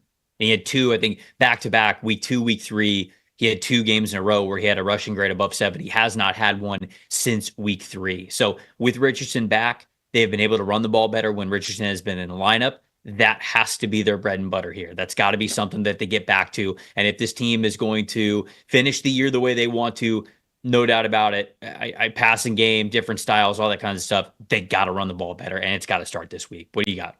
Yeah, mine goes back to what you were talking about with Anthony Richardson, because obviously, if he can't make it happen on this second chance behind this offensive line, by the way, then when will he? I mean, you really need to figure it out. That's why kind of the Joe Flacco experience was kind of just... it didn't make a whole lot of sense, because you need to figure out if Anthony Richardson is your guy. And again, he's in a good spot to do it. I mean, this Colts offensive line does not get the credit that it deserves, given the fact that they've got the second highest overall PFF grade, 80.9 as an offensive line, the second best run blocking grade, 4th best pass blocking grade, 82 pressures allowed in pass protection, which is a little bit middle of the road, but I mean, this is a really, really, really good unit. And this is exactly what you want in front of a young quarterback, to help him develop and be able to make decisions and all that kind of stuff, even if he's taking a little bit longer to hold the ball. This is the offensive line that can put up with it. And you need to figure it out. So let's see what Anthony Richardson can do. Is he just going to keep chucking the ball down the field with zero regard for who's down there, kind of like the F it balls? Or can you kind of get him into more of a rhythm, which is what you want to see out of your franchise quarterback? Before we get to the next game, got to talk about what I feel like is a staple for the outfit and what everybody's got to have in their closet. And that's a fantastic hat. As you can see, I am wearing a hat here. This is my favorite hat that I have. This is a Melon hat, MELIN. I absolutely love these things. I didn't feel like doing my hair today. Honestly, I didn't really have time. And I was very okay with that, because these hats look so nice. I feel like they can bring every single outfit together. They are so durable. They're so versatile. I mean, if you are somebody who likes working out in hats, which I do as well, it's perfect for that. They're great for absorbing sweat, and they're not, they're, when you're out running in the rain. Like, I know a lot of people like to run, and sometimes the elements, it's like, it is what it is, but you don't want to be lazy about it. So you go out, you just put on a hat, and you go to work. This is the perfect hat for something like that. I mentioned it's nice enough where you can do it like wear it on, say your NFL show where you're previewing week 11 in the NFL. You could also wear it after work when you're going out for drinks with your friends on a Thursday or a Friday. They've got all sorts of different style hats. If you're watching online, you could see that right there. A lot of different types. They've even got like a thermal hat. I know it's getting a little bit colder, wintertime's coming up, so they've got hats that are going to help you stay warm. But honestly, these are my favorite hats that I have put in my head. Melon. These are the ones that you got to check out. They're really durable. They last really long. The material is fantastic on them. They do not smell. It feels like no matter how many times you wear them, and I wear them a lot. If you are looking for the world's most durable hat, you got to check out Melin, MELIN.com. Put these hats to the test yourself. They've got all sorts of different sizes, all sorts of different colors and styles and everything. Go check them out. I absolutely love this hat. I know that you guys are too. MELIN.com. Go check it out. I want that plaid one. It's cute. That's cool. These are great. Dude, you brought it up before we even got on. You were just I love this hat. I truly love these hats. Okay. Ravens Steelers divisional matchup. We're getting in the meat and cheese. We got a handful of real good ones here to end the show. This is excellent. Ravens Steelers. I got a real PFF stat here for you, Carmen. You ready for it? Okay. All right. I got into our database and I started throwing on some filters and I tried to figure it out. Because my matchup that matters here is Lamar Jackson versus Mike Tomlin specifically. Over the last 5 years, so from 2019 to 2023, because they have not played yet this year. So from 2019 to 2023, Lamar has just one game against the Pittsburgh Steelers where he has graded above a 53.0 as a passer. That was week 5 in 2023. Now, that was an elite PFF grade, and so kudos to Lamar for that. But of the other games he has, he's got 3 other games. It's 4 total because he's missed a handful of them due to injury and just him not being out there. So he's got that one game where he graded elite. He has one grade where he was held to a below 40 PFF grade by the Pittsburgh Steelers, and the other 2 are in the low 50s. It's a 51 and I think a 52.3. His 60.6 passing grade versus the Pittsburgh Steelers over the last 5 years is the lowest passing grade that Lamar has cumulatively had against any team in the NFL outside of the Kansas City Chiefs. The only team that plays Lamar better than the Pittsburgh Steelers do is the Kansas City Chiefs and Steve Spagnuolo. And so I am really looking forward to this chess matchup between a player who seems to be so unstoppable every week, no matter who he goes up against, and one of the very few coaches that can actually say that he has had Lamar's number more than the other way around. So that's the matchup that matters to me, is just the next episode in the next chapter of what Mike Tomlin is going to do in how he tries to frustrate Lamar Jackson, because I think it's been a little bit different every time. You know, obviously the Pittsburgh Steelers do a lot of things with their front 4. They're very comfortable getting after with 4, but sometimes they'll throw some extra blitzes in there. Sometimes they'll play a little bit more aggressive in coverage. They have to keep Lamar guessing because he keeps defenses guessing. So you can't just sit on your heels. Mike Tomlin knows that. He's got the horses to win the race, and he has done that before against Lamar. I cannot wait to see what he has in store this time, because Lamar, as we have said before, is playing some of the best ball that he has ever played, especially as a passer. So Mike Tomlin versus Lamar Jackson, that is my matchup that matters. Dude, Mike Tomlin's so good at this because he got up on the podium and people were like, a reporter had likened Jaden Daniels to Lamar Jackson. And Mike Tomlin goes, whoa, whoa, whoa. Be very slow with comparing somebody to Lamar. That is Mr. Jackson. And like will be addressed as a multi-time MVP. That is Mr. Jackson to you. And like, yeah, dude, he has every right to pump up Lamar because Lamar is that dude. He is Mr. Jackson. But like, no mention of the fact that Tomlin is one of the best to game plan against Lamar, has been the most effective against Lamar. He's going to just keep pumping him up and keep saying how good he is, and that way it's going to make it that much sweeter if and when he shuts him down. Mike Tomlin is playing chess while the rest of everybody else is playing checkers. I love to see it. He is. I'm going with a little bit more, I guess a little bit more of an obvious one, although I guess that one is really overarching. But I loved looking at Lamar Jackson through the years against Mike Tomlin. This specific game, though, Lamar Jackson is going to have something that he's never had against the Pittsburgh Steelers, and that's Derrick Henry. So it's this very true offense. This Baltimore rushing offense, and I don't just say Derrick Henry, I mean their rushing offense with Lamar, because Lamar looks like he could eclipse 1,000 rushing yards this year on top of 4,000 passing yards, which is something he's never done before either. The rushing offense versus the Steelers' run D. The Ravens have the most rushing first downs, tied with the Eagles, and the Steelers' run defense, 4th best EPA per play allowed. So they're very, very good at this, and the Ravens are very, very good at this. Who is going to win out in Pittsburgh too. I'm so excited to see how this all materializes and how Mike Tomlin decides to deal with this rushing attack in general that again now includes Derrick Henry, the best runner of the football in the league.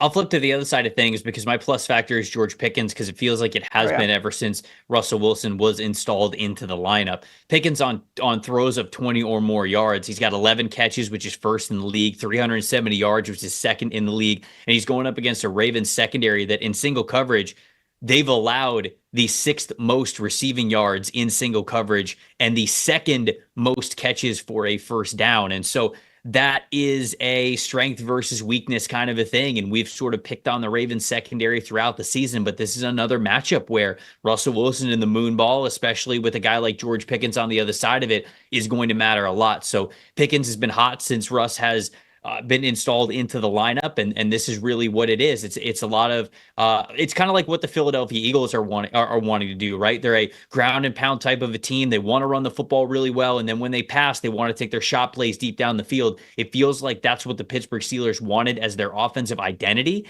and they weren't able to do that as well as they wanted with Justin Fields. I think the run game was better with Fields, but they weren't able to be that shot play team in the passing game as well as they have been with Russell Wilson. So to me, the guy on the other side of that in George Pickens is my plus factor in this one.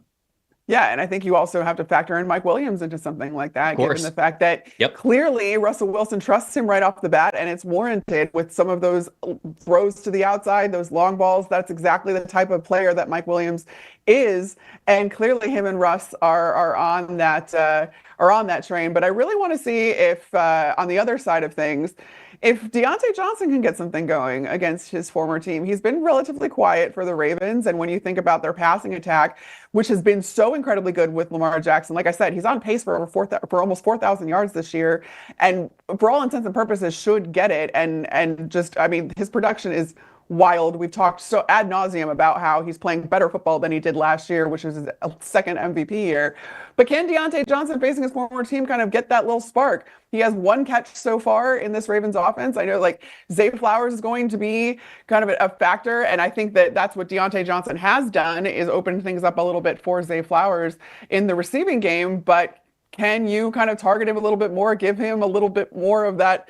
Can you play with your food a little bit against a division opponent? I just think that would be fun to get Diontae Johnson a little bit more involved in this game plan, especially when Mike Tomlin was kind of like dismissive a little bit of, he was like, oh yeah, I know Diontae Johnson, we don't need to talk about him. And I'm like, yeah, oh, okay, yeah. I think people were saying it was a shot. Maybe it was a subtle shot. I didn't think it was like that subtle. much, I don't know if yeah, you're right. I don't know if it really was, but it was still, obviously that's going to get brought up, and it's a guy that you know well. So I'm just very interested to see if they can kind of, score and be productive at will at this point, the Ravens side of things in the passing game, and include Diontae Johnson.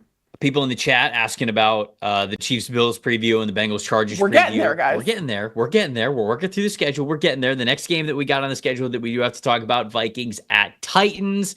Not a super intriguing game, going to be honest, but the matchup that matters for me, I'm going to echo the point that I made on the Grades release show that we had earlier this week. It is Sam Darnold in the red zone, because through the first 5 weeks of the season, when this team was 5-0, we were talking about the Vikings as a top 5 team in the NFL. I felt like they were really taking care of the football, and the offense was extremely efficient. And it has moments where it is still that, especially with TJ Hockenson in the lineup. But Darnold is getting into a bad habit of putting the ball in harm's way, specifically when entering the red zone. He had an interception and a turnover-worthy play in the red zone against the Jacksonville Jaguars. He had another interception and turnover-worthy play when they were just outside the red zone, I believe right around the 30-yard line, and he threw it into the red zone, and it was a turnover-worthy play. So there's 2 right there. He already, going into last week, had 3 turnover-worthy plays and 3 interceptions in the red zone, which was first in both categories at that point, and he continued to add to that last week against the Jags.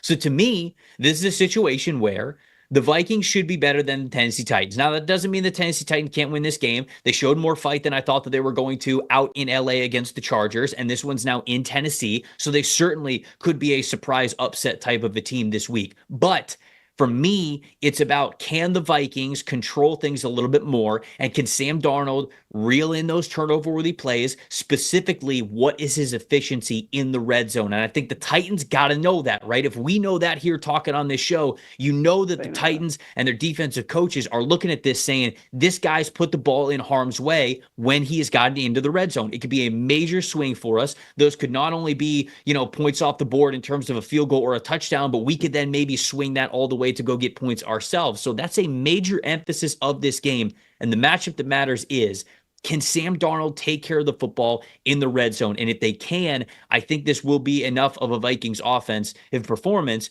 to win this football game. But that's just not only are turnovers like huge in games, no matter what, when you're turning the ball over when you are in the red zone, that's almost the biggest no-no that you could have, certainly as a quarterback. And unfortunately, Sam Darnold has been doing it more than any other quarterback. So can Titans bait him into doing that once again? And if they can't, maybe the Vikings can get back to really cruising like they were in the early parts of the season. What about you? What do you got? Yeah, I'm going to go kind of the other part of that equation, though, and it's that these Vikings wide receivers have been phenomenal because of the fact, you've got Justin Jefferson. He's the best receiver in football right now. And I don't think that there's much that anybody can say about that, given the fact that most catches gaining 15 or more yards for the Vikings, that's Justin Jefferson with 24 of them. 24! That's a lot, and that's very productive. And then you have Jordan Addison down at 8, which is still a very respectable number. Don't get me wrong. And those catches, especially for Jordan Addison, seem to come at the exact right time. It's incredible, kind of the clutch gene that Jordan Addison has when targeted by Sam Darnold, even, and when Sam Darnold really needs something. Somehow, a lot of the time, Jordan Addison comes up with it, whether or not that's a 15-yard or more throw, or it's just a really crucial third down that you need. Jordan Addison is phenomenal in those types of situations, and they're going up against some Vikings corners that have given up some yards here. Jarvis Brownlee, 356 yards in coverage. Roger McCreary, 156 yards in coverage. So you've got, you've got kind of an opportunity here to get right after what was kind of a stuttering game for the Minnesota Vikings offense last week. I'm not concerned really about the other side of things when you talk about, oh God, you got Brian Flores going against Will Levis is what I'm trying to get out here. And that's just, yes. For the way that Brian Flores can put quarterbacks in a blender and how Will Levis looks like he's in a blender most weeks. Anyway. He was better last week. He was. You're right. It was an overall better performance, I think, than Titans fans have been used to out of Will Levis. And that was kind of a concern going against that Chargers defense, which is very, very good.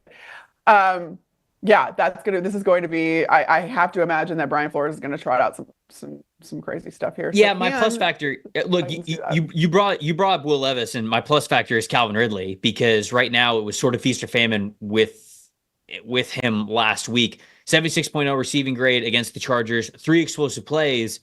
Those are the only 3 explosive plays that this passing game had. So Will Levis, I want to give him all due respect for how he played against the number 1 defense in the NFL, or certainly the one that statistically is playing like it. If you don't want to say the Chargers are number 1, you can't drop them too far down from number 1. I can tell you that. So this is one of the best defenses in the league, no matter what.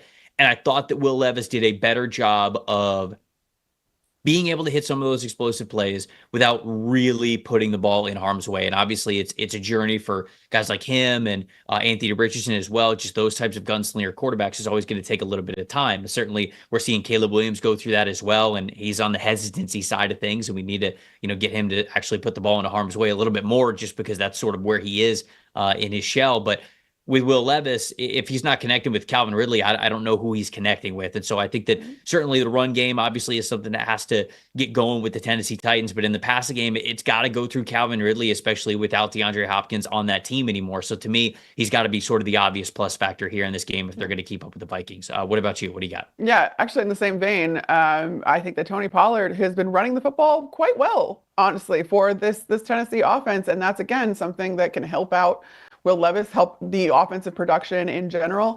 The thing is about Tony Pollard, so while he's 16th overall rushing grade among running backs with at least 25 carries, but he only has 3 rushing touchdowns. So I want to see more production out of Tony Pollard and him getting into the end zone and being utilized in the red zone and stuff like that, because he is running the football quite well for this offense. And I think that's something that you can lean on if you're Will Levis.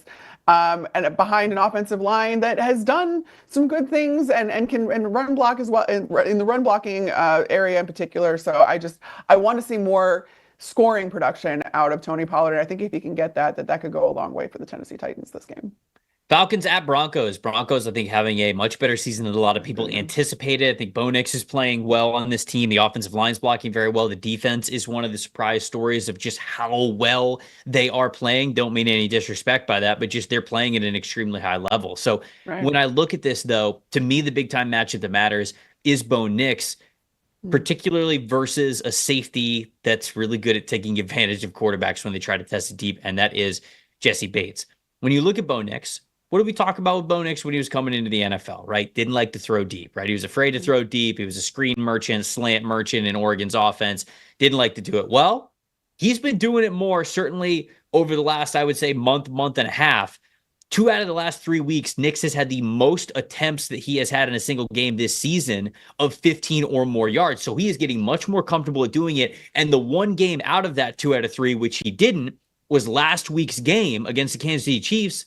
But he did have that 132-yard touchdown throw to Courtland Sutton, which was an absolute beauty. So he is feeling himself when it comes to those 15-yard throws. Now, he's not doing it a ton, but he is still feeling that he has the ability to do it, and they are opening that part of the playbook and his talent level up more and more. Jessie Bates, the safety for the Atlanta Falcons, allowed just one catch of 15 yards or more in coverage so far this season on 64 coverage snaps, 2 interceptions. So if you're keeping score at home, that is 1 reception allowed that when they are targeted 15 or more yards, and 2 interceptions. So he has more catches than the guys that he is covering when the opposing quarterback throws it deep. And so next, you're going to continue to see him look deep a little bit more as he gets more comfortable and confident doing so. This is a tough week to do so, though, with a ball hawk like Jessie Bates back there. So to me, how comfortable Nix is now going from Kansas City back home in Denver probably feels like he wants that to be a big part of his game plan. But Jessie Bates is going to be lurking back there, and I think that's a big-time matchup that matters. I do too. I'm going to go again back to the trenches, though, here, and it's going to be this Broncos defensive line, which has just, again, outperformed all expectations. No disrespect. It's just that was not something we had on our bingo card coming into the season this year. There were so many question marks on this Denver defense in particular and how that was going to fare, and they've just done beautifully against this Falcons offensive line, which overall has been good, but it's in large part due to how well they are run blocking for Bijan Robinson and Tyler Algier in particular. Their pass blocking grade ranked 20th in the league at 69.2, going against, again, this Broncos defense that really knows how to get pressure. 209 pressures to be exact, which is 19 more than any other team. 40 sacks generated, which is the second to only the Giants. And their leaders in pressure, Zach Allen, cannot say enough about this guy. 48 pressures so far. So this is something that, again, I think is going to sway this game. How well can this offensive line protect Kirk Cousins? 10 turnover-worthy plays in 2024 and a 7.8% turnover-worthy play rate, which is second in the league for Kirk Cousins. That's something that I think that, again, this Denver defense can take advantage of when you're talking about, all right, this defensive line getting pressure, throwing Kirk Cousins off, and forcing him into some of those turnover-worthy plays that he can be prone to. That's the key for me for Denver going against this Atlanta Falcons team, which has been doing wonderfully so far this season. Yeah, my plus factor sort of piggybacks off of that and gives a little bit more context and statistics to how I feel that this matchup is going to go. It's specifically Kirk Cousins and how he has dealt with pressure so far this season. 10 turnover-worthy plays and a 7.8 turnover-worthy play percentage so far this year. Those are both second in the NFL. The only person who has more turnover-worthy plays and a higher turnover-worthy play rate is Matthew Stafford. Matthew Stafford's been putting it in harm's way more than he usually does. But, you know, when you pressure Kirk Cousins, it feels like in years past he's been able to get away from it and play pretty well, but less mobility coming off of the Achilles tear. And it really has been an area that I think that the Denver Broncos can take advantage of. As he has been pressured, he has been putting the ball in a tough situation for his offense. And when you look at this Falcons offensive line, they are 5th in the NFL in total overall blocking grade, but they're 3rd in run blocking grade and 20th. Yep. In pass blocking grade. So you mentioned some of the stars for Denver who are able to really get after the quarterback. Zach Allen's headlining a lot of that, but there's a lot of ways that they can throw resources and pass rushers at the pocket. When you pressure Cousins, he has broken down this season. And so I think that's going to be a big plus factor is, can Kirk play well under pressure? Because he is going to be under pressure this game. It's just a matter of, does he put the ball in harm's way when he does so? What's your plus factor here? Yeah, and in that same context, if Kirk Cousins is having an issue, put it into Bijan Robinson's hands, because he's been incredible this year. And he's not necessarily even my plus factor. My plus factor is whoever Denver decides to put on him. If you decide to spy Bijan with either a linebacker or a safety, I don't know how you really combat Bijan Robinson given how versatile he is, but he's been an absolute stud.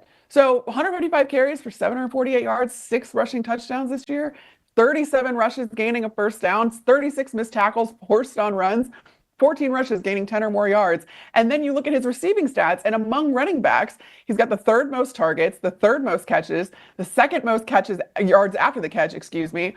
He's tied for the 2nd most catches gaining a first down, and he's got the 2nd most missed tackles forced on receptions.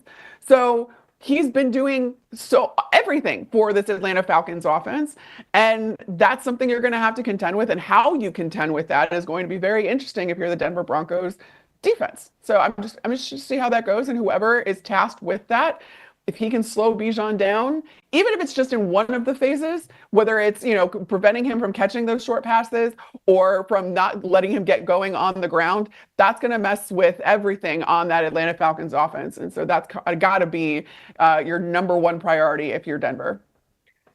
Bijan has been everything that they have wanted him to be. Honestly, when they drafted him, you don't draft the running back in the top 10, find a lot of value there very often, but he's obviously given them a very high ROI for how high they selected him. Seahawks at Niners, big time divisional matchup. I feel like anytime we get this one, really any NFC West showdown over the last decade, it's been fantastic and a lot of fireworks here. I'll start with you. What's your matchup that matters here in this game between the Seahawks and the 49ers? Yeah, I'm going for the low-hanging fruit, and it's Christian McCaffrey against the Seattle front 7, because you saw against the Buccaneers just how much that ended up mattering when things weren't even really going right for the San Francisco 49ers in that game. Jake Moody missing all those field goals, coming in clutch, sure, but Christian McCaffrey elevates an already productive offense. I mean, even in his absence, San Francisco had the 2nd-ranked offense in terms of yardage totals in the league. But then you got Christian McCaffrey added to it. He goes over 100 all-purpose yards against the Buccaneers, which honestly kind of seemed quiet, given that, especially on the ground, he had a 3-yard per carry average, 13 rushes for just 39 yards. But then you add in the fact that he caught 6 of 7 targets for 68 yards, and all of a sudden Christian McCaffrey added over 100 all-purpose yards to this offense. That's the type of thing that he's capable of doing, where even when you feel like he's not taking over the game, he is elevating San Francisco's offense and productivity and scoring potential that much more, especially when you've got the other offensive pieces added into this with George Kittle, with Deebo Samuel, and of course, Brock Purdy still playing at a wonderful level. This is just kind of, Christian McCaffrey is the catalyst that really allows Kyle Shanahan to open up the playbook to its full potential. And so you have to be able to limit him if you are the Seattle Seahawks. And obviously they know that this is a team they go against twice a year. Right. But no one's really been able to figure it out. So I cannot wait to see the matchup between Jackson Smith-Njigba and Deommodore Lenoir. When you look at Jackson Smith-Njigba lined up in the slot so far this season, he is 1st in the NFL in catches. He is 1st in receiving yards. He is 1st of catches gaining a first down, and he is 1st in catches of 15 yards or more. This is, this season, the best slot receiver in the NFL. And he is going up against a player who is a pretty dang good slot defender in Deommodore Lenoir, who also just got paid $92 million in a 5-year deal that he signed earlier this week. So it's almost like I kind of feel bad for Lenoir, because I can already see the tweets of Jackson Smith-Njigba getting a couple on him, because it's just going to happen. These guys are going to go back and forth, and it might be a touchdown, and people are going to go like, what a bum, he wasn't worth it. And that's not really how coverage works. Come on, guys. We got to be a little bit more forgiving and more context than that. But Lenoir has played 343 snaps in the slot this season, 64.8 coverage grade in the slot. And again, I just think it's going to be a big-time headline matchup with these two going up against each other. Very clearly, the 49ers like Lenoir a lot and what he has been to their defense as that reliable slot defender, but he's got a big-time matchup in the player who is playing the best in that role on the opposite side of things on the offense in Jackson Smith-Njigba. So I think that is, to me, a major matchup that matters, because if you could slow down Njigba, even with DK Metcalf back, I think that their firepower is there for the 49ers to be able to win this game. But what's a plus factor for you? Obviously, outside of McCaffrey, which you said was your matchup that matters there, what's a plus factor for you? Yeah, honestly, it was Jackson Smith-Njigba, but I will go over towards the DK Metcalf return and what that could mean for the Seattle Seahawks offense. And Metcalf, especially in single coverage, which adding him back into the lineup with these other guys means that you're probably not going to be able to double DK Metcalf. Metcalf versus single coverage, 33 targets, 15 catches for 299 yards. That ranks 15th in the league. 12 catches gaining a first down. That's tied for 26th among wide receivers. 6 catches gaining 15 or more yards, tied for 22nd among all wide receivers. So pretty good numbers in those single coverage situations, which should end up happening, especially with how much they move around Jackson Smith-Njigba too. That's something that, again, messes with how you can play these guys collectively and how much of an opportunity that you could have now that DK Metcalf is back in this lineup. Got a stat on the fly from our researcher / everything, Dave Stalfaro. Deommodore Lenoir, one of 3 cornerbacks this season with an 85+ coverage grade in 2 or more games this season. The only one who has more is Jordan Lewis. So good note there. Somebody in the chat also shouted this out. My plus factor in this one is Abe Lucas returns to the lineup. So Abe Lucas, their right tackle, has not played this season. He did not play a good chunk of the 2023 season. I think he only played 6 games last year due to a knee injury that they thought he was going to be back. Everything was going to be all right, but then he underwent surgery. They were hoping that he was going to start the regular season. He has not played yet, and it has been a struggle for them on the right side of the offensive line, especially through the early parts of the season. When Stone Forsythe was out there, he was giving up the most pressures in the NFL. Charles Cross on the other side at left tackle is brilliant. He's one of the best young offensive tackles. I shouldn't say young. I should just say in the game. He's one of the best offensive tackles there. But him and Abe Lucas, those were the 1-2 players 2 years ago during their rookie seasons when it felt like, wow, okay, Seattle really nailed it. They've got their bookend offensive tackles of the future. And because of this knee injury, Lucas just has not been able to play. It looks like he's going to be back out there. He was activated from the PUP list, and so they need him. They certainly need him in this game against a 49ers defensive line that might not be as feared as it has been in years past, but still, Nick Bosa's Roman. So if you have a weak spot on that offensive line, they're going to put him up against that. So he'll have a tough test coming back, but I think that makes him a big-time plus factor in this game. Chiefs-Bills is a headliner that could have very well been. We're getting here. We're here. Worthy of what you've all been waiting for. Worthy of a primetime spot, but because it is the only 4:25 p.m. Eastern time start time, I think the entire country is going to be able to watch this one close out between two teams that know each other very well, that have been in each other's way of Super Bowl runs over the last 3 or 4 years. Carmen, a lot of things to break down with this game, but your matchup that matters here. What do you got? Yeah, honestly, I struggled with this because there's so many different ways. There's so many good matchups, and I'm so excited to see so many different things. But I settled on just talking about DeAndre Hopkins and against these Bills corners. There we go. Hopkins this season, his receiving stats with the Chiefs, which happened at the trade deadline: 17 targets, 14 catches for 171 yards, 47 yards after the catch, 2 receiving touchdowns, 10 catches gaining a first down, no drops, by the way, which was such an issue for Patrick Mahomes dating back to last season with his receivers. 3 contested catches, 5 catches gaining 15 or more yards. This is something that I just think that Patrick Mahomes was missing so incredibly, which was the guy that he can just throw the ball up to and is going to come down with those contested catches. That is DeAndre Hopkins' specialty, even in his big age. And this is something that now Patrick Mahomes, like giving him a guy like that, it's over for the rest of the league in so many ways. I don't know how we allowed this to happen collectively, because it's incredible to witness. And the Bills cornerbacks are going to have quite the task in stopping this kind of blossoming relationship between Hopkins and Patrick Mahomes. Coverage grade this season, 5th overall for the Bills, 75.2, which is great. 76.8 PFF grade overall with among cornerbacks overall. Receiving yards allowed in coverage, Rasul Douglas has the most, 318. Teron Johnson, 223. Christian Benford, 173. Jamarcus Ingram, 117. So this is a good unit. It's a good coverage unit. They're going to be tested this week. I'm going to shout out the In the Trenches show that myself and Ollie Conley do in the earlier parts of the week. And Ollie did a great job, bringing up some great statistics with the Bills offensive line and how good they have been this season, in particular when they've gotten really creative with those jumbo packages, adding a 6th offensive lineman on the field, and not only how often they have run it as of late, but how successful they have been doing it, very comfortable getting in those power sets with an extra offensive lineman. And we know that they have the 2 tight ends and Dawson Knox and Dalton Kincaid as well. Very excited to see how the Bills offensive line holds up against a Chiefs defensive line that Steve Spagnuolo is not afraid to put multiple defensive linemen on the field. He's not afraid to go, 5 wide when it comes to guys with their hand in the dirt. Leo Chanel is a linebacker, but they can use him anywhere from a stand-up nose position all the way to a wide 7. He is sort of an X factor and a wild card here in how Spagnuolo operates that front.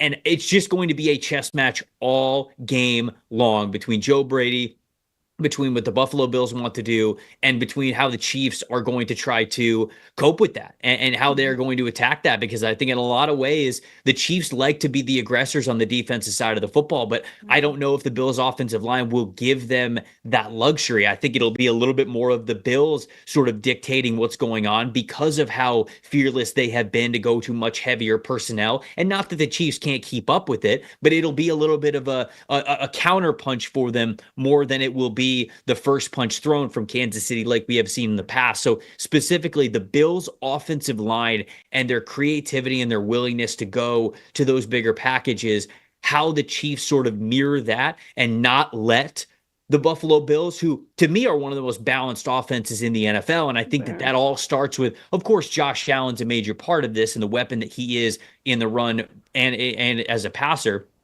But I think the success that they have had with the offensive line in a lot of different ways is what allows them to be as multiple and as balanced as that they have been with their effectiveness running and passing the football. So if they're able to have that sort of success and dictate that against the Chiefs defensive line, they can continue to run the ball really well. This game being in Buffalo, I think, is a really big deal. So it's just a titanic matchup with 2 teams who are playing as good as anybody in the league right now. Well, the Chiefs have been struggling a little bit, but they're undefeated. They're the only undefeated team. So maybe you could list a couple of teams that are playing, but yes, quote unquote, struggling for the Chiefs. It's going to be a great matchup. And that the Bills are going to absolutely give the Chiefs their best. So I cannot wait to see that one. Who's your plus factor in this game? Yeah, I was never on board with pretending that last year never happened with the Chiefs. Like, even if they're not as productive as you thought they should be, and they were dealing with a down year and all, it doesn't matter.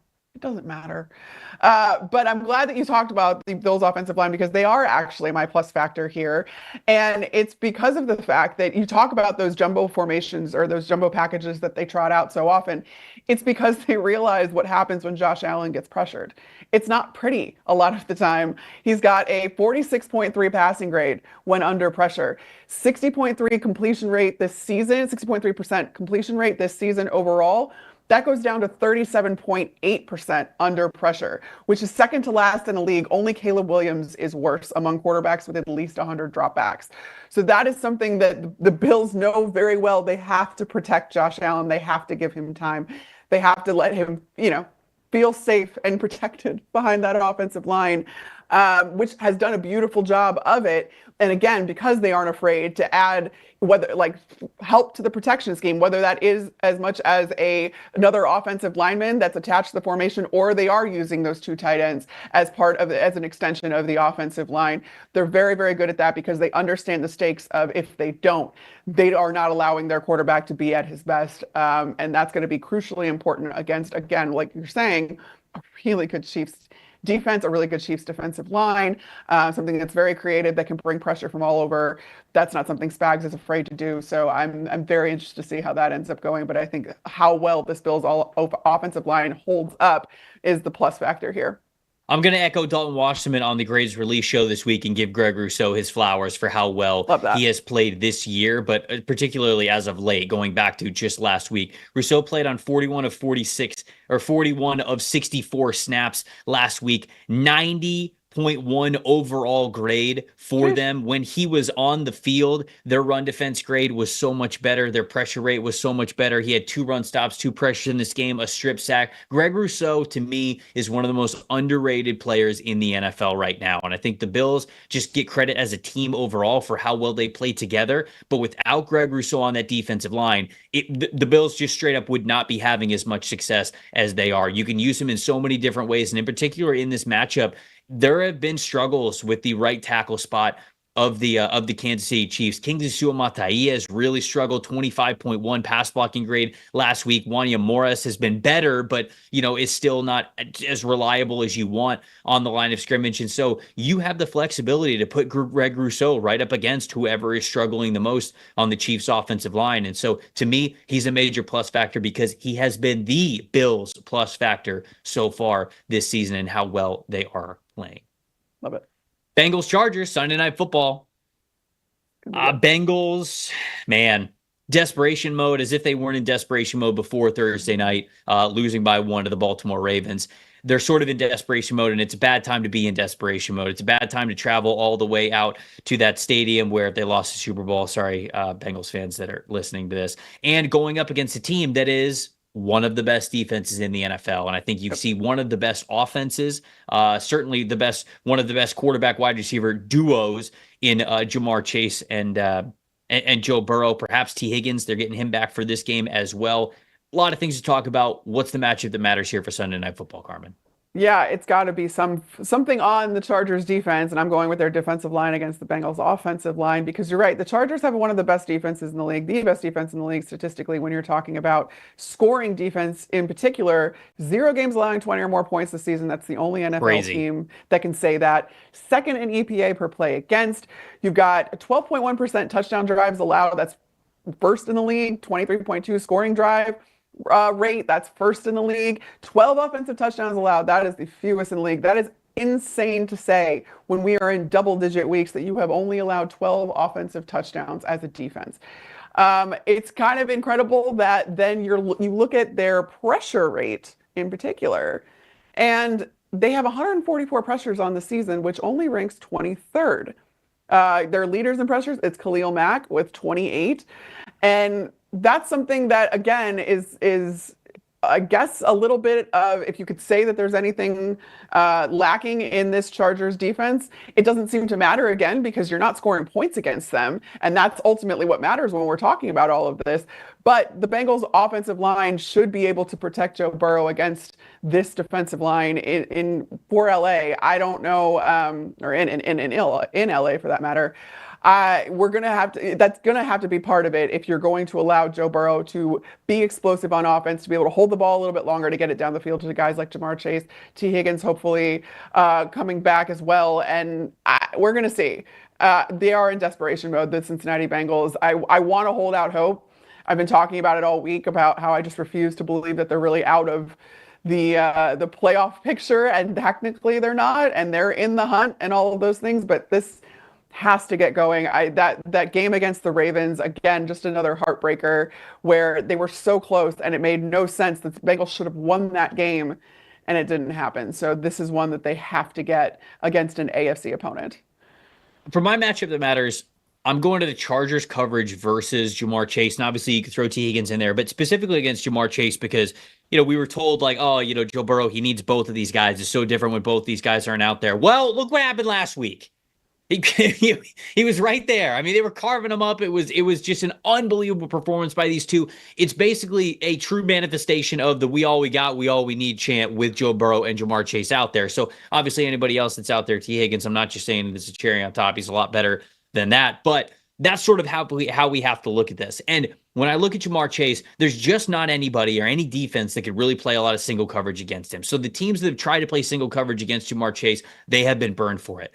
It's an interesting week this week in particular. It looks like the Chargers defense could be getting Christian Fulton back, which is a good sign. But this is not really a team that operates in single coverage anyways. You look at like, oh, okay, well, you can't play zone all the time. You can't play man all the time. You have to have a little bit of a mix of both. That's true. And so the Bengals sort of pick their spots of when they know that Jamar Chase is going to be in single coverage situations and they can really attack it. Well, the Chargers are so good as a defense right now. And Lowman saying in the chat, it's like, oh, if Jesse Minter, their defense coordinator, could hold the Bengals under 20 points, I mean, you got to think he's a top head coach candidate. I already think that. I already think the dude should be getting interviews this coming offseason.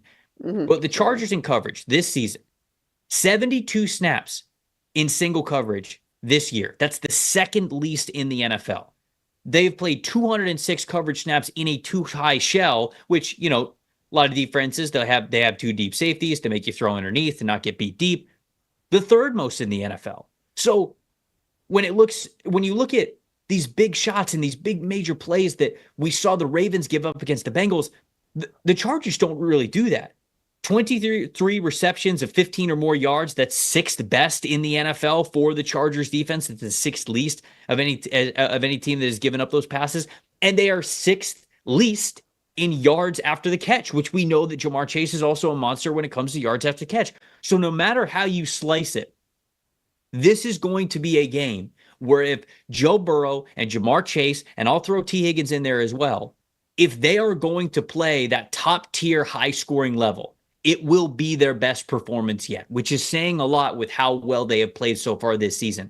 But this Chargers defense and their coverage plan specifically, what we have seen through 10 weeks of the year, is built to, I don't want to say silence, but slow down what the Bengals really want to do with their top two wide receivers. So I thought those statistics were very interesting, and that matchup of exactly what the Bengals want to do versus how well the Chargers have played it this year, I think is going to be a fascinating matchup. What about your plus factor? What do you got? Yeah, my plus factor was very similar in that it was maybe not necessarily Jamar Chase, but just, again, getting offensive production, getting those explosive plays. Also, Cincinnati is one of the best teams in the red zone. They have the second best red zone rate at 72.41% in the league, and they're averaging 27 points per game. They have 21 catches, gaining 15 or more yards, which ranks third. I mean, the offensive production, all of the stats lend themselves to just an incredible amount of production. The fact that they're scoring so much, they've scored 30 or more in 5 games, and yet they're sitting at the record they have to finish. And that means getting into the end zone as much as they have been, and then some, which seems like a really tall task given how well they're already doing it. They're ninth in offensive EPA per play, but Jamar Chase, rather, the other LSU Tiger, I found a stat this was actually from Next Gen Stats, but he caught his game against the Ravens, 11 of 17 targets for 264 yards, 96 yards over expected. I think all of his fantasy managers were very, very happy about that. 3 touchdowns in week 10 against the Ravens.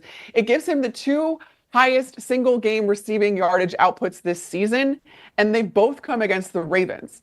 So that's another, again, a really, really good team in a really, really high pressure situation that needs to show up again. And now it's going to have to show up against, like we've been talking about, a defense that is just incredibly stingy when it comes to points on the board. I'm totally with you in everything that you said before, just about this is going to have to be the best game the Bengals have played, and they have to get over that hump. There is no almost. There is no try. There is only do for the Cincinnati Bengals right now.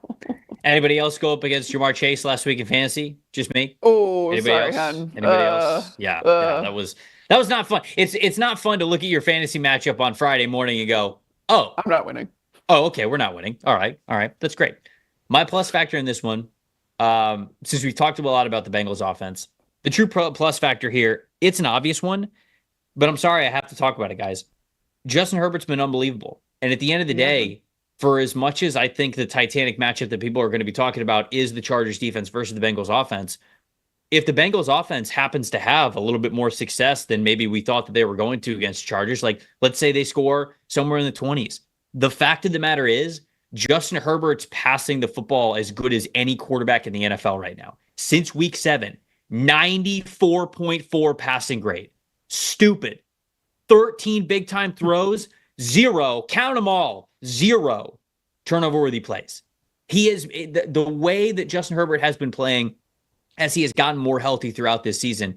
has been worthy of a win against the Bengals and this titanic matchup of Justin Herbert versus Joe Burrow. And so to me, that has to be the plus factor here because he is playing in a way that just breaks the rules. It's not just, oh yeah, like he's playing well, he's a good quarterback out there. No. He's getting you out of all sorts of trouble. He is setting the tone in the passing game in ways that we did not think were going to be the case this year, right? We talked about, all right, well, they don't really have any weapons in the passing game. It's going to be a little bit of a work in progress. They're not going to score a lot. And sure, they're not lighting the scoreboard on fire, but what he is doing, he is playing that position, the most important position in the game, at such a high level that even if the Bengals score into the 20s, the Chargers can keep up with them.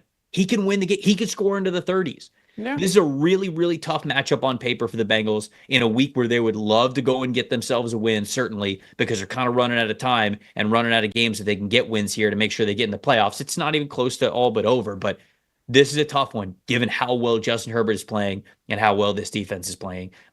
Chargers just one of the best teams in the league right now when it comes to limiting what other people want to do. And having a quarterback on their side, they can do whatever he wants, it seems like.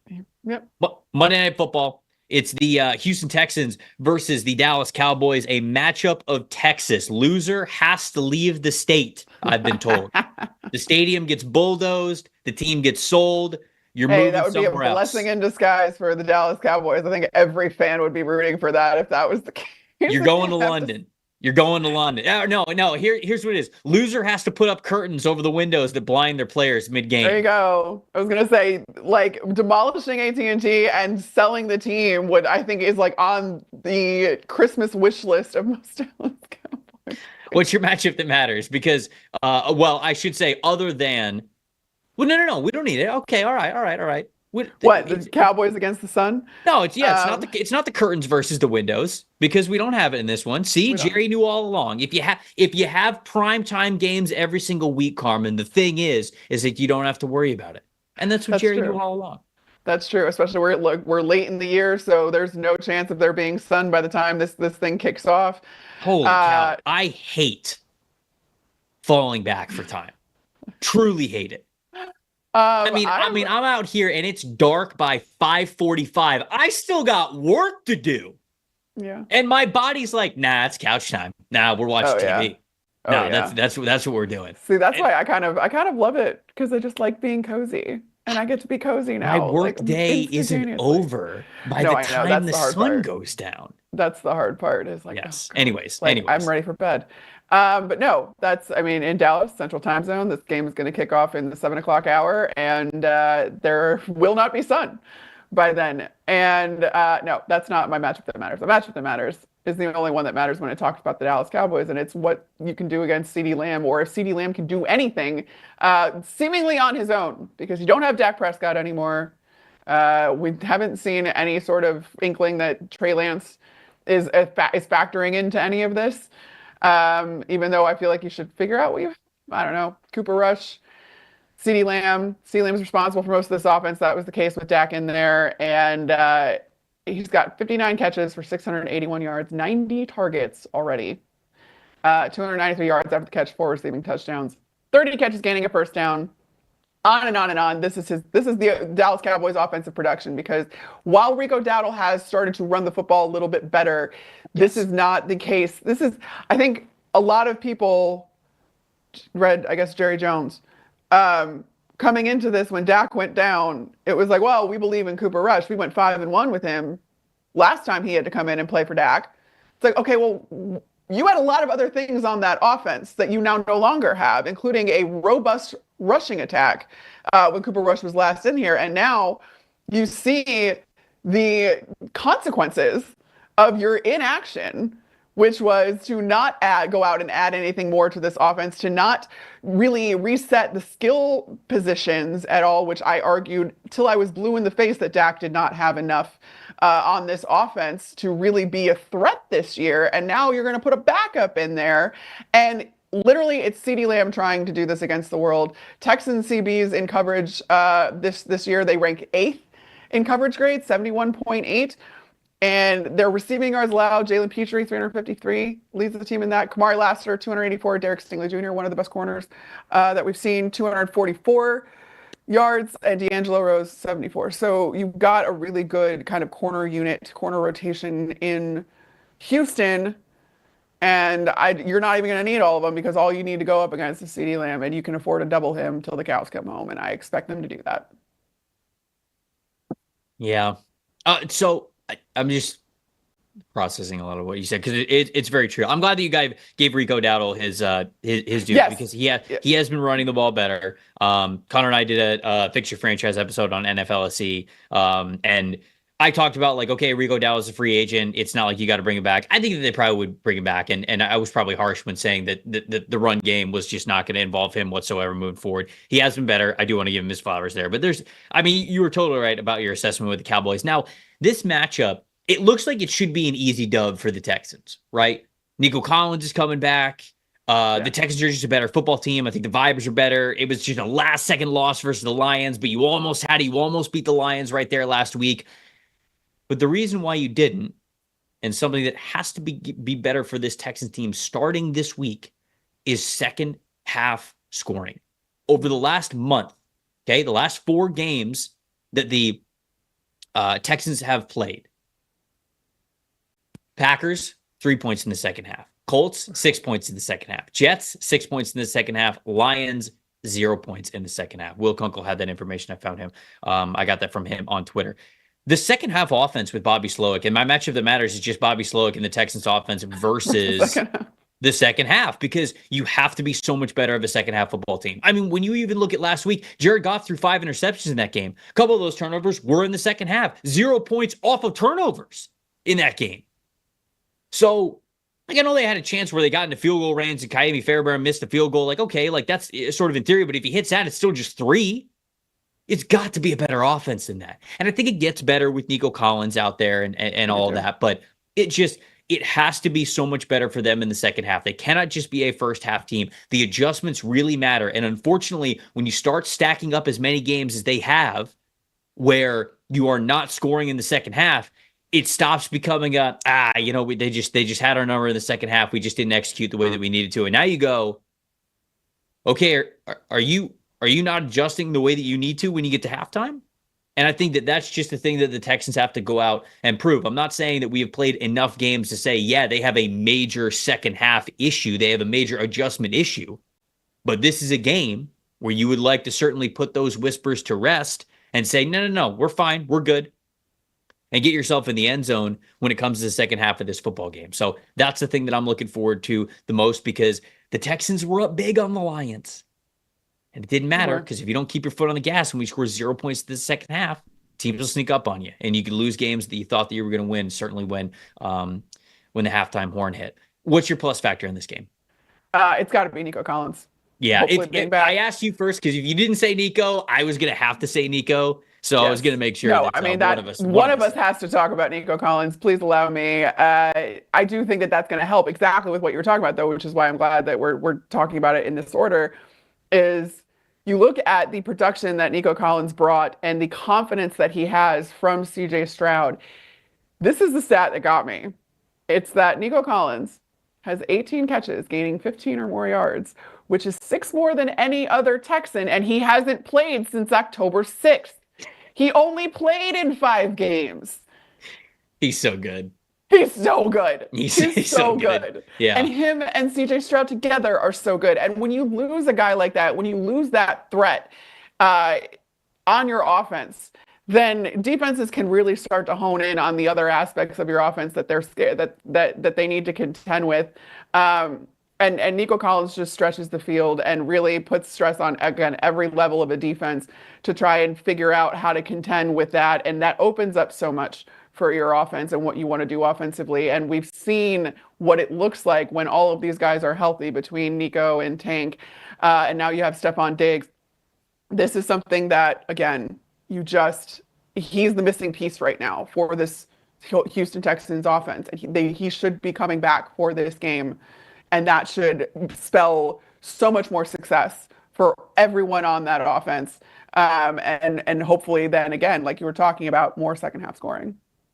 My plus factor is Micah Parsons. And I know that's sort of like an obvious one, but specifically, he's coming back too. I like this matchup for Micah Parsons because as a former off-ball linebacker at Penn State, we have seen Dallas be willing to move him around the defensive line. And what I would actually like the most from Micah Parsons this week is use him as a stand-up linebacker, almost like an off-ball linebacker in this game where you have 4 down defensive linemen and then Micah is playing at the linebacker level. Like you could almost just play Micah next to DeMarvion Overshown, because what I want the most is I want Micah to go up against this interior offensive line against the Houston Texans that has struggled mightily this season. If he is lined up, standing up over the A-gaps on both sides of the center, I mean, it's just going to be a nightmare for the Texans offensive line to try to contain him. So I think the Cowboys are down horrendous right now, and one of the only chances they have is if they get immediate pressure up the middle against CJ Stroud.